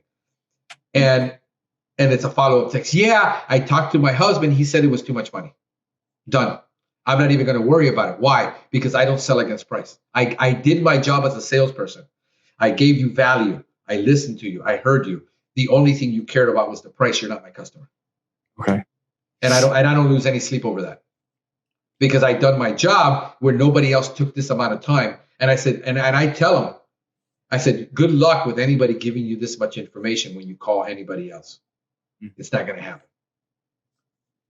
So now, if what they were really is somebody who heard them, somebody who understood their problem, somebody who could address it correctly, then the only objection is the money. I can't overcome it because I can't compete with the guys at my price. Okay. And I'm okay with that. Yeah. And this is why we're closing between 20 and 50%, depending who calls that day. Okay. I So don't. you walk through them all on that. Every No. phone call that you get, you walk them through that whole process. The whole process, and that takes about 6 to 10. That's a 6 to 10 minute conversation. Okay. And that's my USP. That's my sales presentation. That's my process. Okay. And that's why, I give value, because I just created an enormous amount of value. I had one girl that called me yesterday. I couldn't solve the problem because she lives in a condo association. The problem is outside of her unit in the trash chute, where the roaches are coming out of the trash chute at night, walking down the hallway and going into the houses. And I said, you have to address this with the owner, but she's a renter in a unit, and the owner of the unit is on the board. And she watched my videos and she called me and I said, listen, I can't help you with this because I can't touch that outside area. Do this. Here's how you would solve that. Talk to them. He says, yeah, they sprayed this stuff and it smelled, and now they were all over the walls and everywhere, and they caused all these roaches to spread. I said, the company doesn't know what they're doing. Tell the owner he's free to give me a call, give him my number direct, share the videos with him, and I would be more than glad to talk to him about your situation. Okay. He says, you've been so nice and you've been so awesome. I'm going to give you a Google review because nobody's helped me. Oh, wow. That's worth $50, that Google review right there. Mm-hmm. Yeah. Even if you couldn't help them, hey, you do me a favor. If I helped you in any way, can you give me a review? Mm-hmm. Yeah. Because that's how you start. You're putting stuff in the bank all the time that isn't monetary, but it will have an impact later. Okay. Because when somebody reads a heartfelt review versus just 5 stars, they know it's genuine. They know it wasn't solicited. They know that you didn't pay somebody for that review. People are intuitive. They can sniff the BS. Okay. So that's what we are about. We're about that care. We're about that. Our people are about the same care. Are you planning in the future about growing to hire, or you just at this point you're just focused on yourself? I would like to eventually. Yeah. I mean, with everything going on right now, right. With the election and all that stuff, I'm kind of glad I don't right now, just because I don't know where this is all going to go. It's going to go fine. Okay. Well, it went fine with the last 44 presidents. Yeah, that's true. We can't read into that because you're reading into something that you can't base your business strategy on the ups and downs of the market. I mean, who would have told me that because we had a COVID, that the stock market would actually go up? Yeah, that's true. I mean, that Bitcoin was $6,000 in March, and it's at $33,000 now. Yeah, makes you go, oh, I wish I would have bought back then. Yeah, and so you can't do that. You need to base your strategy on people are always going to have pest problems. The chances of everybody losing their income is 0 to none. Did we hurt? Yes, we hurt. I changed my strategy and I got really aggressive. I 6x'd my marketing dollars during the time where nobody knew what was going to happen. I increased it. Okay. That's what you have to do. You have to basically, when the time gets hard, you increase what you're doing. That you double down and triple X on what it is that you're doing that was working. Okay. You see, you can't read it. What's going to happen? You can't put your life on hold. Yeah. Because that's kind of what I've been doing the last week or so, and it's just like this is killing me. No, move ahead. Move to the strategy. You got all this time on your hands. Get on it. Watch 100. Go spend. You want to know how to do YouTube videos? Go watch 100 YouTube videos. Okay. You want to know about Facebook? Spend 8 to 40 hours on Facebook. Okay. I mean, that's the price you're going to pay. It's you invest your own time, and you try it and you error it. But if you want to know how to do YouTube videos for local, there's probably 100 YouTube videos for local right now out there for 2021. Okay. And learn it. That's what I've been doing. I mean, once you get to that point, have you ever managed before in your life? Managed people?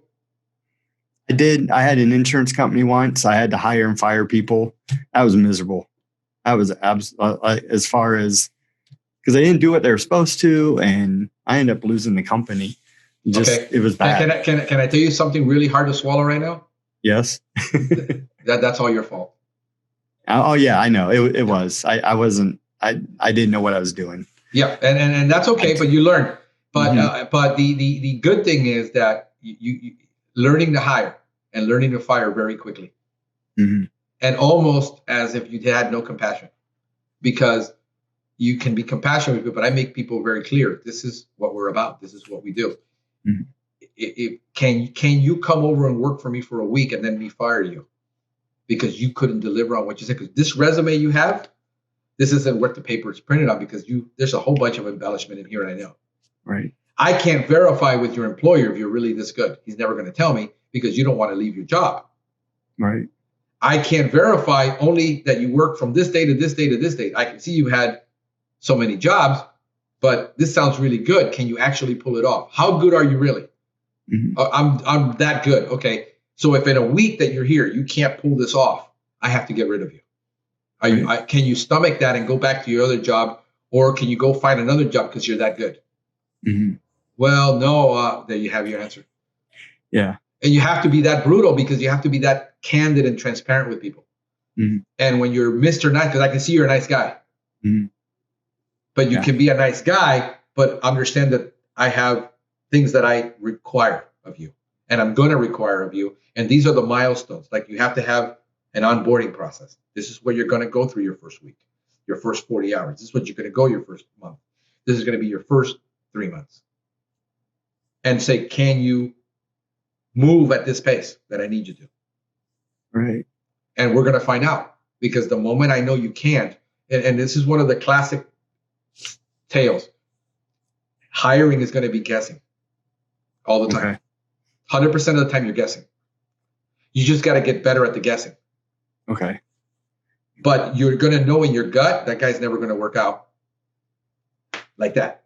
Okay. And here's what's going to happen. You're a nice guy, and you say, I don't want to get rid of him because I feel bad. But you knew in your heart of hearts at that moment that guy was never going to work out. That's what happened at the insurance company. I knew, like you said, in my gut, like they weren't going to work out. Yeah. But I was like, well, I'll keep. And then I didn't make the expectations clear. I've realized later, I did the same thing. I done the same thing. And then I realized I was doing them a disservice and me a disservice. And doing my customers a disservice. And in the end, you lost your company, so you can't do that anymore. One of the things that when you decide to hire, look at this company, because this is going to help you and me a lot, because we tend to look at people and we tend to think everyone is nice, everyone's honest, everyone's going to do what they say they're going to do. That's right. That's what you're supposed to. and the reality is another. What we think and what we know are two different things. Look at a company called Criteria Corp. And start looking into them early. It's going to cost you. Once you start getting into HR and platforms, this company, we use them to do our profile. I've turned this company onto a couple other guys. And I said, why did you hire that guy? And I says, because we needed him. I said, did you look at his bio? Did you look at because what it does is it tests, it's a platform that does all kinds of testing. It does personality profile testing. We do it on 3 levels, 3 different personality profiles. Why? Because you can cheat on one, you can't cheat on all 3. Okay. And then we do aptitude testing for mechanical aptitude testing. Can this guy really use your hands? Or is he just all up here? Because he can talk all the good talk, but can he actually do it with his hands? Right. We do math testing and reading testing. So this is about a 75-minute test. If your guy isn't willing to get a job, to go through a 75-minute test to get a job, guess what? He's never going to be willing to take a course on anything else. That right there automatically eliminated that guy. Okay. You're eliminating all the weekends, and you're only sticking to that top 10% that's going to be able to deliver on you. Okay. That top 10% is 50-50 guessing still. But you're better off at 50-50 guessing than 80-20. Yeah. And then that's when I do the interviews after that. But I said, are you using the profiles? Did you spend the $1,600 for the year?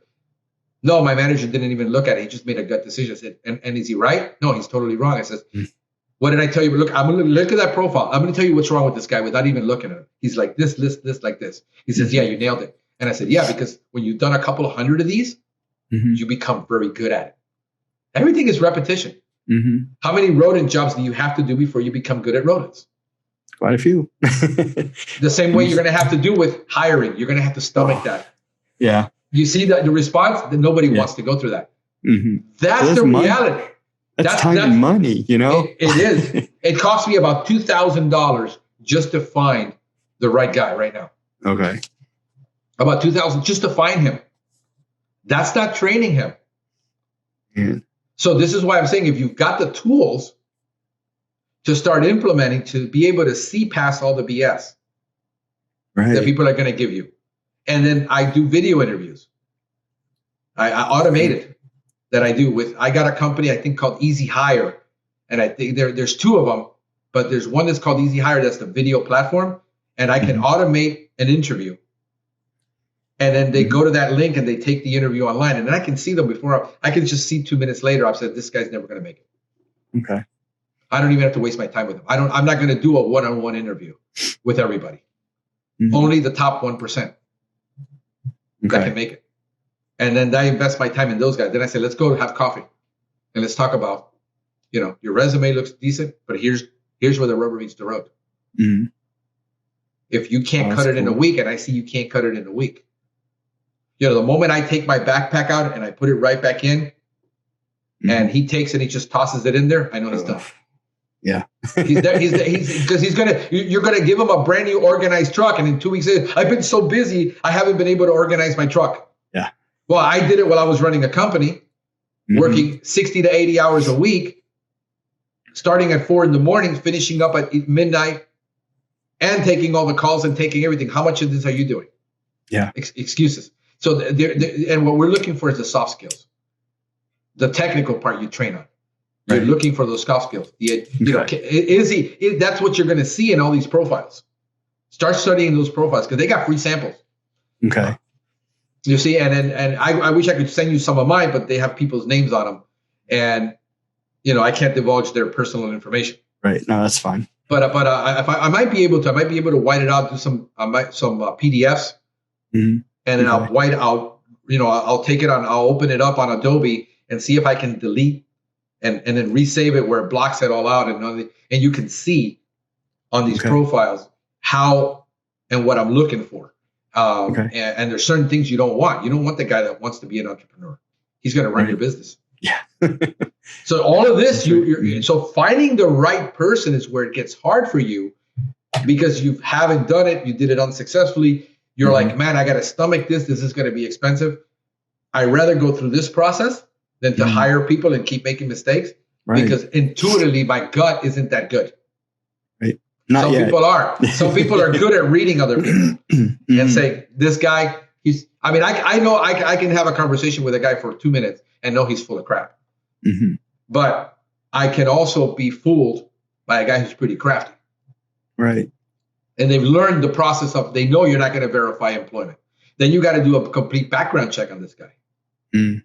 I do 50 state background check. Oh, do you? Okay. FBI background check, federal.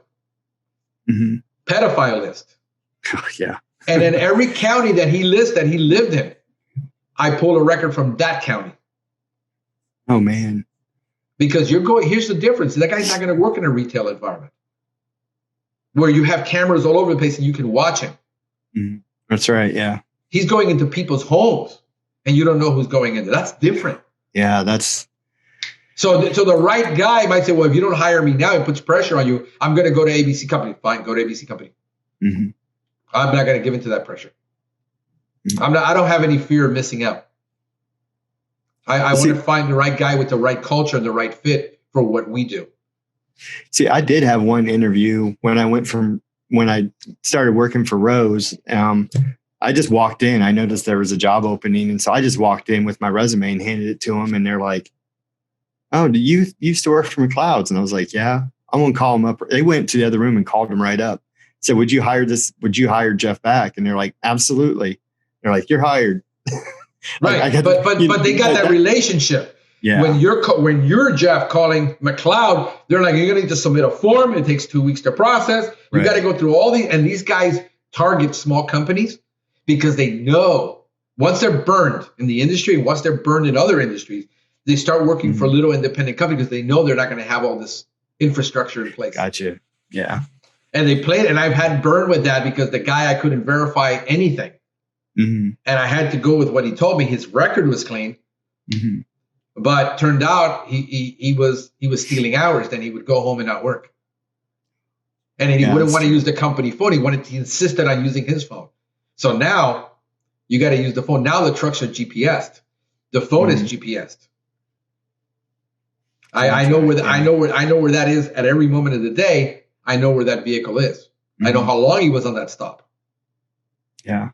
And luckily I have guys that are trustworthy that I don't really have to worry, but I get the eventual call. Your guy was never at my house. Oh, right. Yeah. And I said, yes, he was. Hold on. And I pulled the GPS data and I pulled up and said, look, the truck says he was there. The phone says he was there. The report was signed at this time, by the way. And your husband signed for it, by the way. Yeah. Because they don't talk to each other. I've had that where I asked my husband, he said he wasn't there. Baloney, she never asked him. Later at night, I get the email. My husband turns out that told me he was there. She never apologized, but that's how they are. She didn't make the call. She just said, no, he didn't because, whatever. Yeah. Yeah. So I haven't had that yet. So, but understand we're in a huge city. Everybody lies. I mean, it's just, that crime and all that lying and everybody's doing their own thing. It's just really high. And you got a small town where everybody knows each other. You might all go to the same church. There's only two churches in town. Yep. You got the Methodist church and you've got, the Presbyterian church. And that's it. There's nothing else. And, pick the two you want, but that's what you're going to be. You don't have a choice. Not a whole lot of choice, So everybody knows everybody. Everybody eats at the same morning restaurant. So big differences, man. Anything you got for me? Any questions? I mean, something I haven't asked you? Or you've answered almost all of them that I have. I mean, okay, so, all right. So why do you make, I wanted to do wildlife stuff. I wanted to do all this stuff, but now I'm realizing, well, for one, I don't really enjoy it. I'm not good at it. I don't have training in it. I just thought, well, I can pick it up. And so I've kind of let my wildlife license, I got to renew it, but I'm not going to push it. Do you focus on just a narrow thing that you do, general or general pest control for houses, and then you do business and that's it? You added, did you start just narrow and then you eventually gradually worked out, or you just stay narrow? And no, I started wide. Did you? Very, very wide, and I learned the hard way. Okay. I started doing. I originally my company before I was working for a pest control company that was local that understood what I wanted. I want to work for you. I'm going to leave. I'm going to start up. That was the deal. Okay. And that was upfront from the get-go. I started a landscape company before that because I was doing mostly L&L. Okay. So I had but then I expanded into doing property services. I was doing work in a very wealthy area where the average home at that time was $500,000 to $1 million. Oh, wow. Yeah. They were all rich Venezuelans coming here with all their money, exiting Venezuela. They were taking all of their oil money, all of their corporations, everything, taking it out of and bringing it here. They were buying $1 million homes cash and then dumping another 250 in remodeling and bringing it up to new standards. Wow. And I was doing a lot. So we would do, I was subcontracting out home repairs.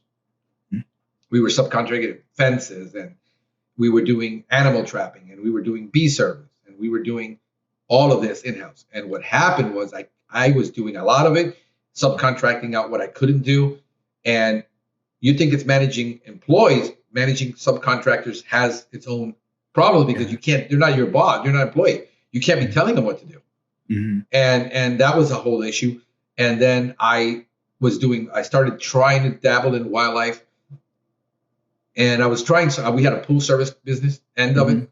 So we were doing so many things. Wow. And the only thing that was truly profitable was pest control, the only division.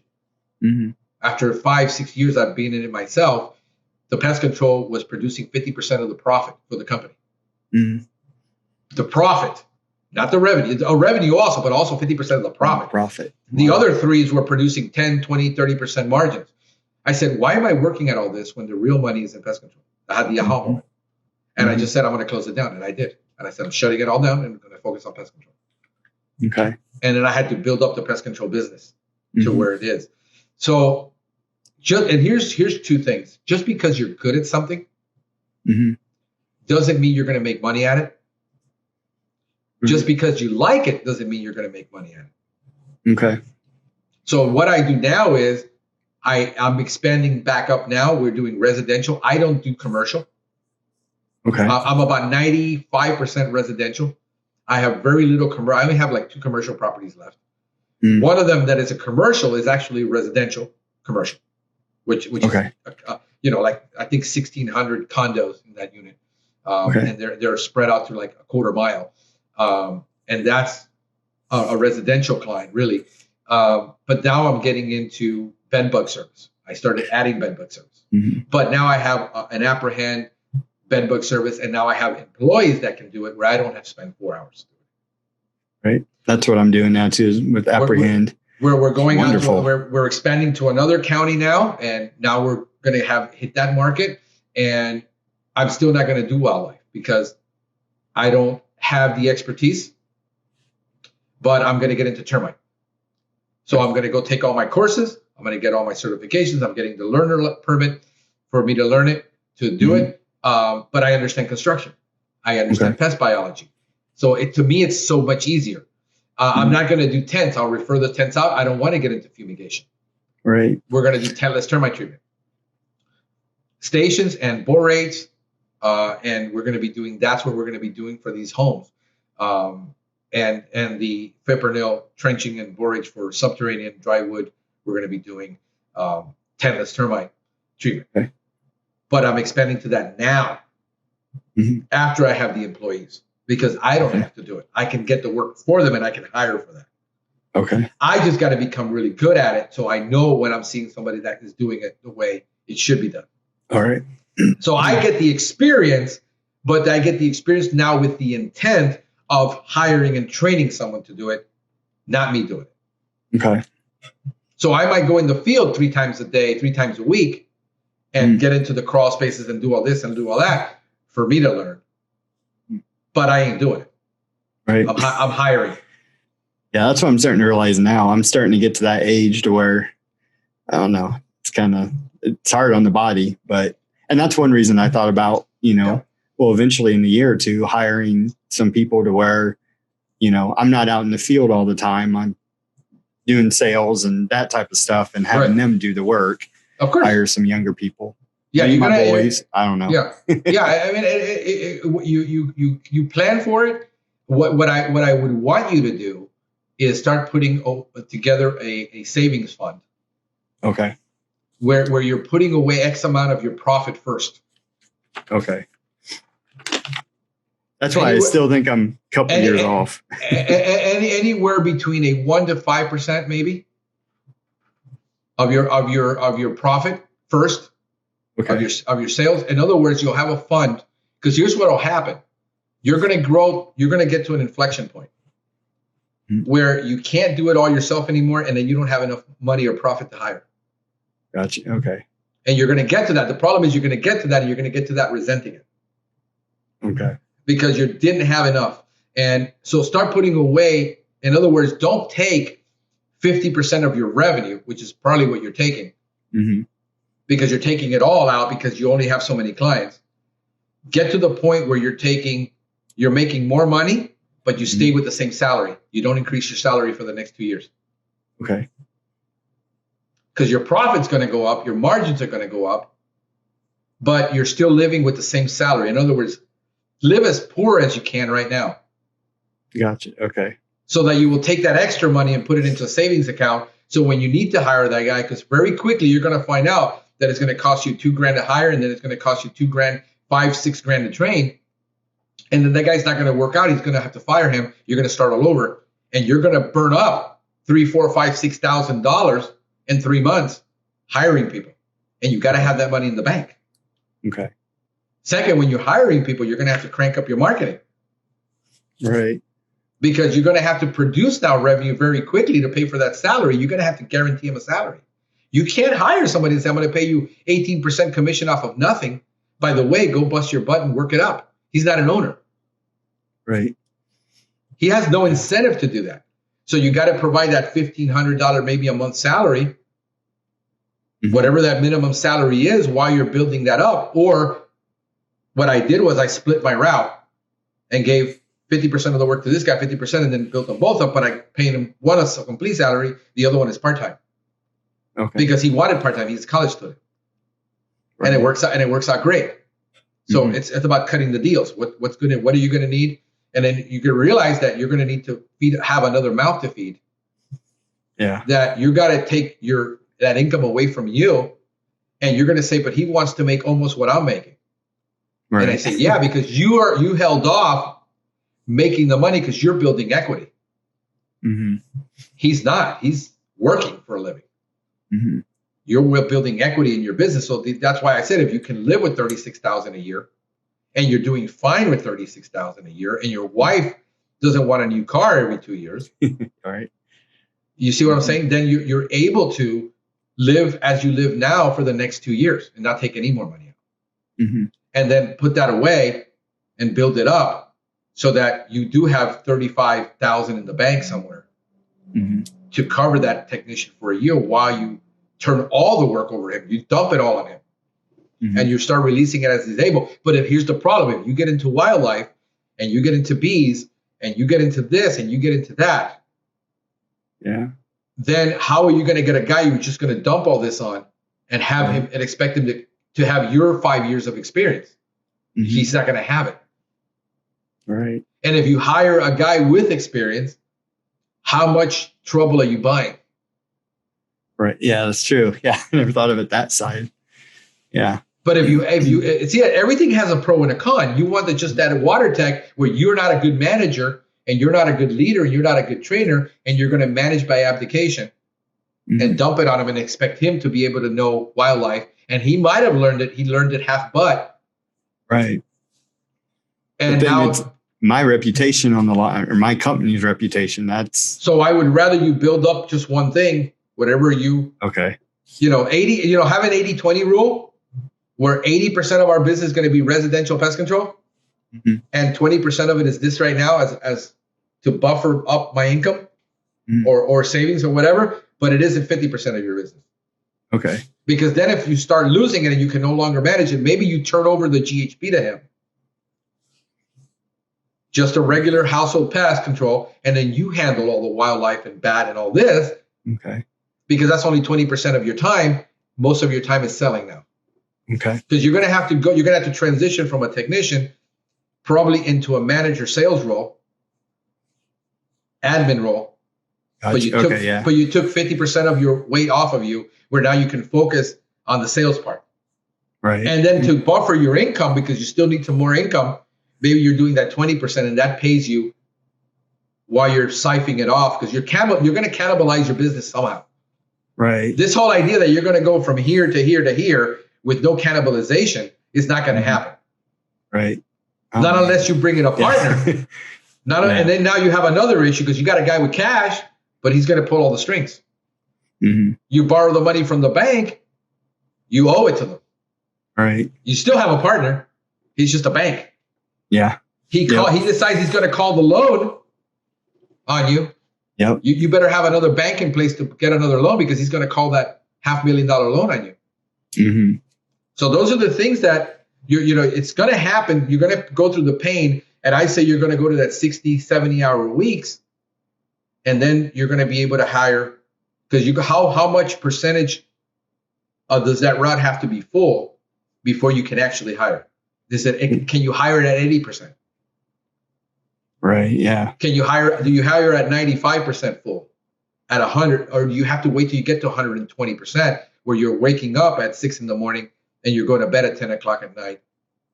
Yeah. Right. Yeah. And then do you have the marketing dollars in place to be able to crank up the sales so that now you're taking 5-6 calls a day? Now you need to be taking 10 to 12. Right. Yeah. And opening up another area almost. So yeah, those are the pitfalls that I went through, that I just learned to hire quickly because I am a salesman. And I know how to go out and hustle the business. Okay. Where my guy, I know I can cover his salary, no worries. I always hired a guy. And it's just I had so many people because I was doing so many things, but my resources were all over the place. I mean, I literally have a guy 50 miles away, a group of 12 guys, not kidding, 6 guys. Oh my gosh. Painting a townhomes in one day, so we could paint that in one day because the realtor wanted to put it on the market the next day.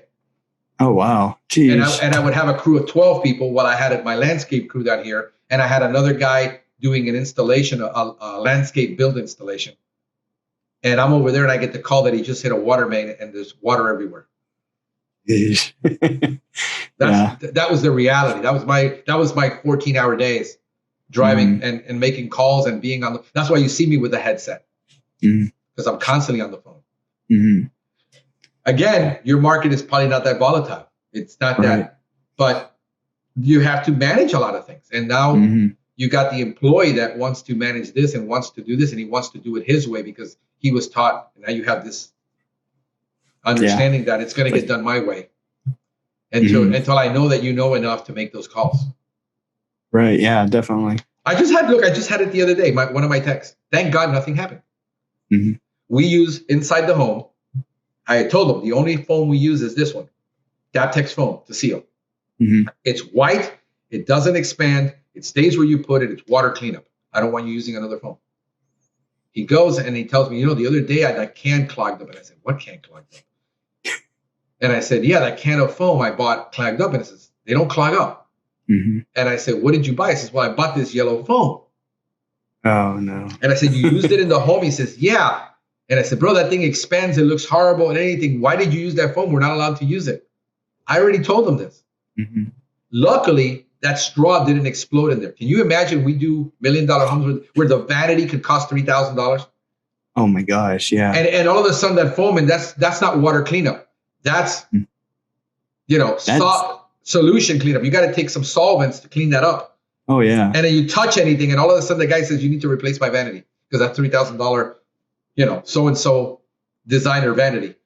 And Gosh. Those are the things that the guy doesn't think about, the tech doesn't think about. And I said, why did you? Because they ran out. You go to another store and you buy the other one, and you tell me we order it online, we ship it, and we get it here. But why are you waiting till your last can to let me know when I'm told you carry 3 in your truck? When you pull the last one, you order. You tell me it needs to be ordered. Yeah. And it doesn't register. Jeez. Like I ran out of fertile. I ran out of one chemical. Why? You had plenty of time yesterday to go to the supplier and buy it. Why are you running around without that chemical, applying another one? And now we're using up the time that we have because we only get 6 applications a year of that product. And now you just, because you reapplied it again, you should shorten it to 5 instead of rotating. Yep. And even though, so this is why protocol, policy, have everything written down. Start writing down everything that's in your head now. See, you have all the time in the world into protocol. This is how we do an initial service. These are the steps. Write everything down into steps that you have a written program. Okay. By the time you hire your first guy, you will have an entire onboarding process program. Oh, yeah, that's true. Yeah. Start now.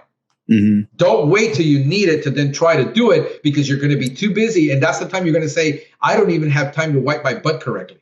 It's chafing all day because it's dirty because I can't wipe it right. I don't have enough time. So this is the time where you want to do that. You want to put everything that's in your head, start dumping it onto paper. Okay. Somewhere. Create a Word document and just start dumping it. Okay. Because now you will have an onboarding, because 60% of your people will quit within the first week if you don't have a good onboarding program. Okay. Especially when you're dealing with millennials. Okay. Because if they feel very insecure, they get so insecure so quickly. I have one of my techs is a millennial, and if he's like, I ask him to do something new he's never done, and I can just see his eyes rolling back and going, okay, and you're telling me to do this because it's not registering. It's that insecurity they have. And so I have to, okay, you're going to do it this way. I'm going to send them a text. Follow this instruction. Step 1, step 2, step 3, step 4. And then he can get it done. And like he'll run into stuff all of a sudden. Like, I just never seen this before. Like he's never seen drain fly larvae in a bathroom, and he had no clue what it was and how he was going to treat it. There's just things you can't train for because you never come across it. This is the first time I have actually come across crawling all over the place. Oh, really? Oh my gosh! And we never saw the fly, but we saw the larvae. So I teach on that 80 to 90%. Then the other 20 he learns it as he goes along. But I got to get him 80% on right now. that he can produce money for me Okay. within the first week. And then for GHP, they'll run with me a week. They're going to see everything in a week. Mm-hmm. For lawn and ornamental, I got to run with that guy for a month. Oh, really? Oh, wow. And even then, it's going to be hard for the first year because we have all the winter cycles. Oh, yeah. You have all those different yeah. So the plants behave differently in all different seasons. There's different pests and there's different diseases. And I tell them, you need to be patient with yourself. Mm-hmm. I do more coaching than I do. I got to say, you need to be patient with yourself. You're going to encounter all these problems throughout the seasons.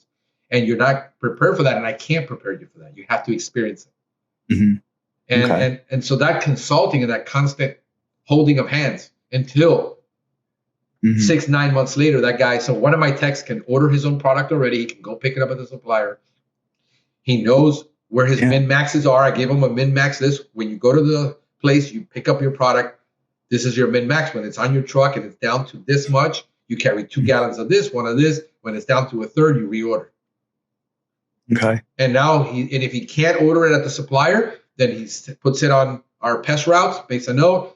I know to order it the next day, and I have it. And then once it gets in, he can have it. So I start delegating responsibility as I see they can manage it. I don't want to. I don't want to say you got to order your product and you got to manage. You got to clean the van. You got to do this. And you got to do learn wildlife. You're going to drown them. Okay. Baby steps based on, and one guy is going to learn quicker than another. One guy is going to be great at German roaches. The other guy isn't. Right. And it's a learning process, bro. It's exciting, but I enjoy that process. Some people, it's terrifying because they do not enjoy the process. Right. Yeah, I'm kind of in the middle. I like it. It'd be awesome to, be able to help somebody else out and, see what they can do. Maybe they'll end up really enjoying it. But also at the same time, I'm just like it to be me, myself, and I. And I do this. And I am the kind of guy, since I by nature am a teacher and a trainer. Mm-hmm. It's my nature. I want to train people up. Mm-hmm. And I'm looking at what I can do to create business, to create more jobs, and create that whole entrepreneurial process is exciting for me. Mm-hmm. For most people, it's being a solo operator is about as exciting as they want it to get. And where are you in that whole mix? And maybe you want to get to 2 to 3 people, but then you need to be transparent and say, guys, I'm not going to grow to a 10-man company. I don't want to be, you're going to work for me. And if a year from now, you'll get regular raises, but understand there's not going to be any management opportunities. Right. Having that conversation up front is going to get you the right person, because then, we have growth opportunities. We'll quantify and qualify that. What does that mean? We have to have that transparency. So yeah, man, I think you got enough there to keep you busy for the next winter. When do you start thawing out and started going back to regular pest control?